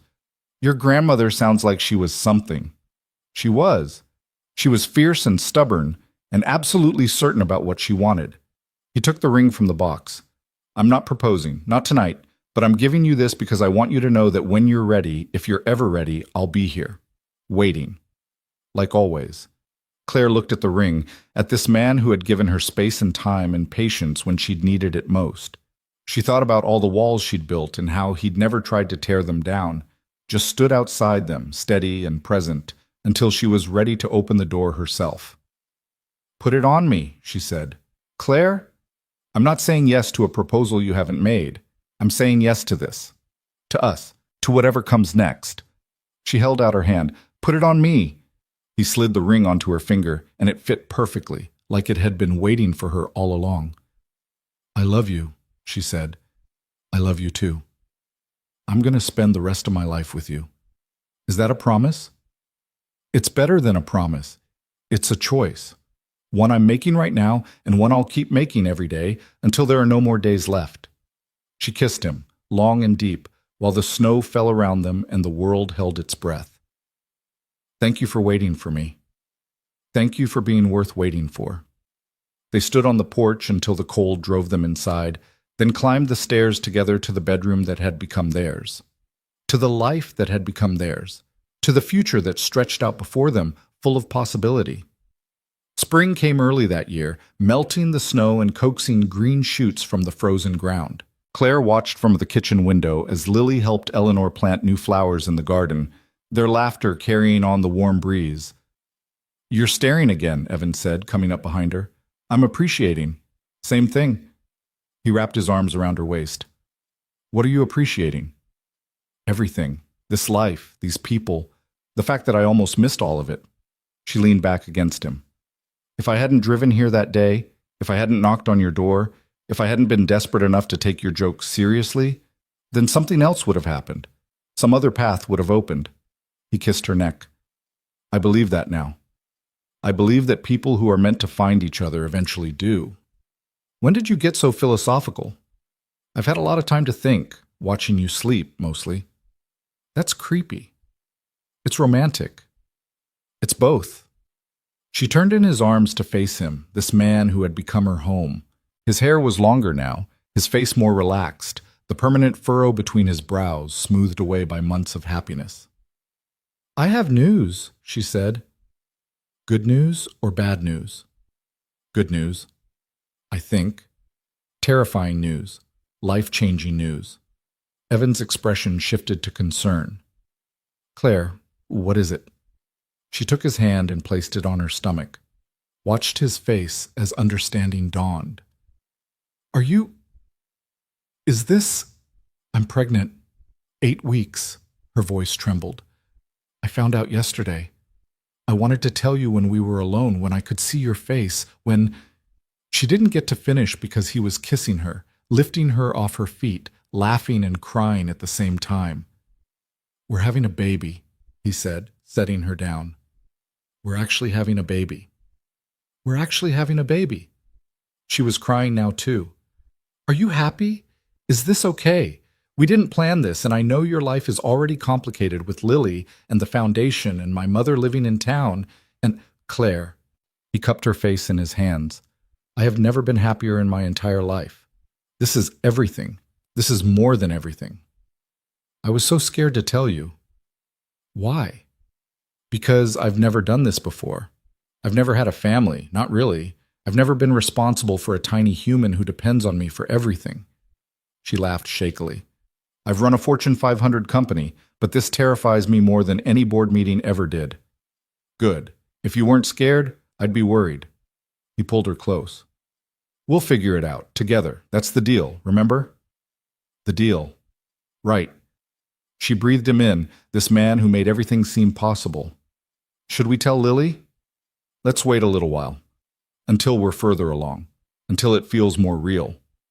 He grinned. Although she's going to be insufferable when she finds out. She's been asking for a sibling since she was 5. She has? Every birthday, every Christmas, she told Santa she wanted a brother or sister more than any toy. His grin softened. After Sarah died, I thought I'd never be able to give her that. I thought our family was complete at 2. But here we are. Here we are. They stood in the kitchen, holding each other, listening to the sounds of Lily and Eleanor in the garden, feeling the spring sun warm through the windows. You know what I realized? Claire said after a while. What? That day I showed up at your door, I thought I was running away from my life, but I was actually running toward it. Toward you, toward Lily, toward everything I didn't know I needed. She looked up at him. I just had to get lost enough to find it. Funny how that works. Funny, she agreed, and terrifying and wonderful. Welcome to life, Evan said. It's all 3 at once. The wedding happened in June, small and simple, in the backyard of the cabin that had become the center of their universe. Lily was the flower girl, scattering petals with aggressive enthusiasm. Eleanor sat in the front row, crying happy tears into a handkerchief that probably cost more than the entire ceremony. Claire wore a simple white dress, and Evan wore the one suit he owned, and they exchanged vows they'd written themselves. Promises not of perfection, but of presence, not of forever, but of every day, not of never failing, but of always trying. I didn't believe in second chances, Claire said, holding Evan's hands as the sun set behind the mountains. I thought life was about one shot, one path, one chance to get it right. But you taught me that it's never too late to start over. That the story isn't over until we decide it is. That home isn't a place but a choice we make, over and over, to stay. I didn't believe in letting anyone in, Evan replied. I thought I'd had my great love, my one shot at happiness, and that asking for more was greedy.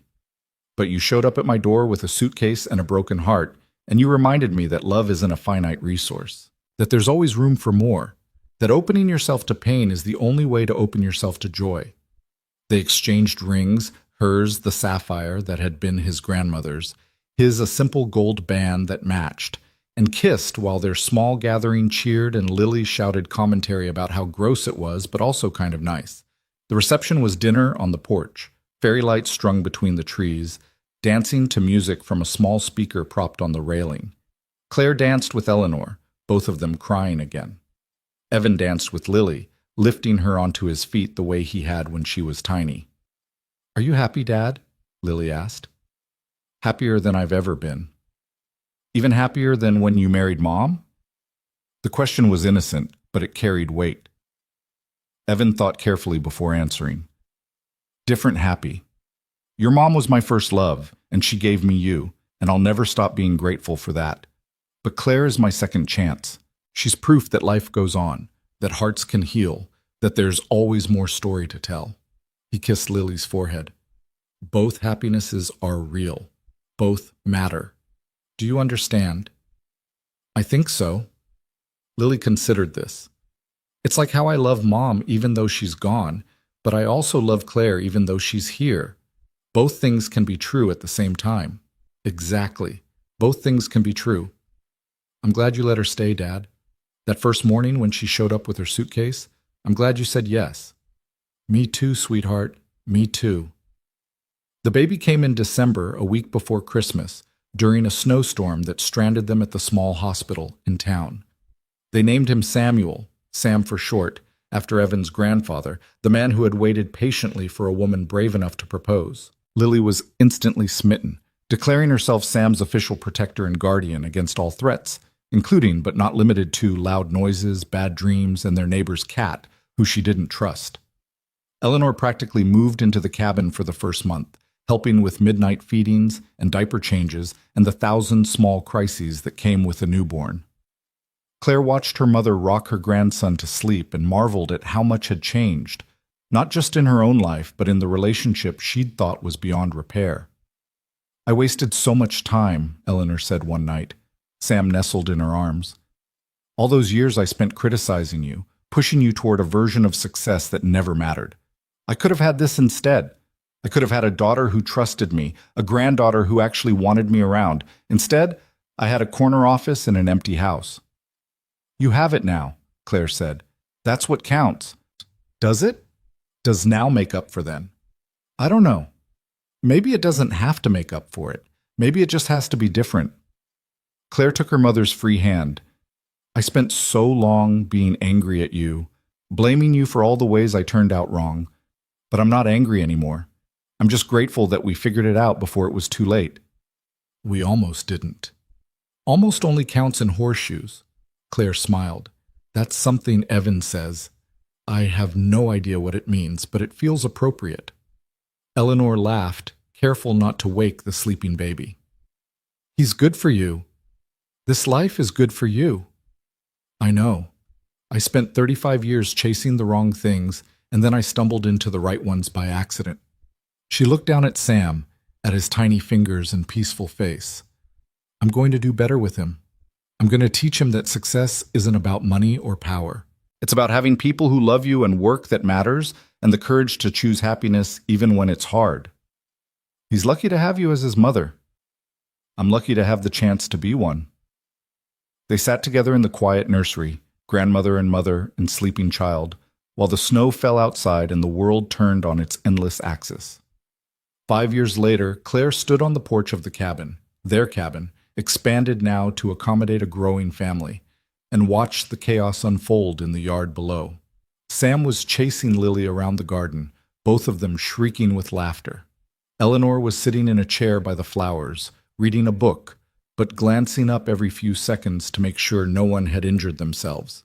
Evan was at the grill, arguing good-naturedly with Marcus about the proper way to cook burgers. The foundation had grown beyond Claire's wildest dreams, helping thousands of displaced workers find new careers and rebuild their lives. She had stepped back from daily operations 2 years ago, trusting the team she'd built to carry the mission forward. Now she consulted when needed, but most of her energy went to the life happening right in front of her, a life she had almost missed, a life she had almost been too afraid to claim. Penny for your thoughts, Evan said, appearing beside her with 2 cold drinks. Just thinking about how different everything is from what I expected. Good different or bad different? Good different. The best different. She took the drink he offered. I was just remembering the day I showed up here. How terrified I was. How sure I was that I was making a mistake. Were you? No. It was the first right decision I'd made in 15 years. She leaned against him. Thank you for taking a chance on me. Thank you for asking me to. They watched their children play, their family gathered, their life unfolding in ways neither of them could have predicted. Any regrets? Evan asked. Claire thought about the question seriously, the way she always did when he asked important things. No, she said finally. Not a single one. And standing there in the golden afternoon light, surrounded by love and laughter and the people who had become her entire world, Claire Monroe Brooks knew it was the truest thing she had ever said. The story didn't end there, of course. Stories never really end. They just pause at moments that feel complete, that offer a glimpse of what might come next. There would be more challenges ahead, more moments of doubt, more times when the easy path would call and the right path would be hard. But they would face it all together. That was the deal. That was the promise. That was the choice they made every day, over and over, until there were no more days left. And in the end, that was enough. More than enough. It was everything.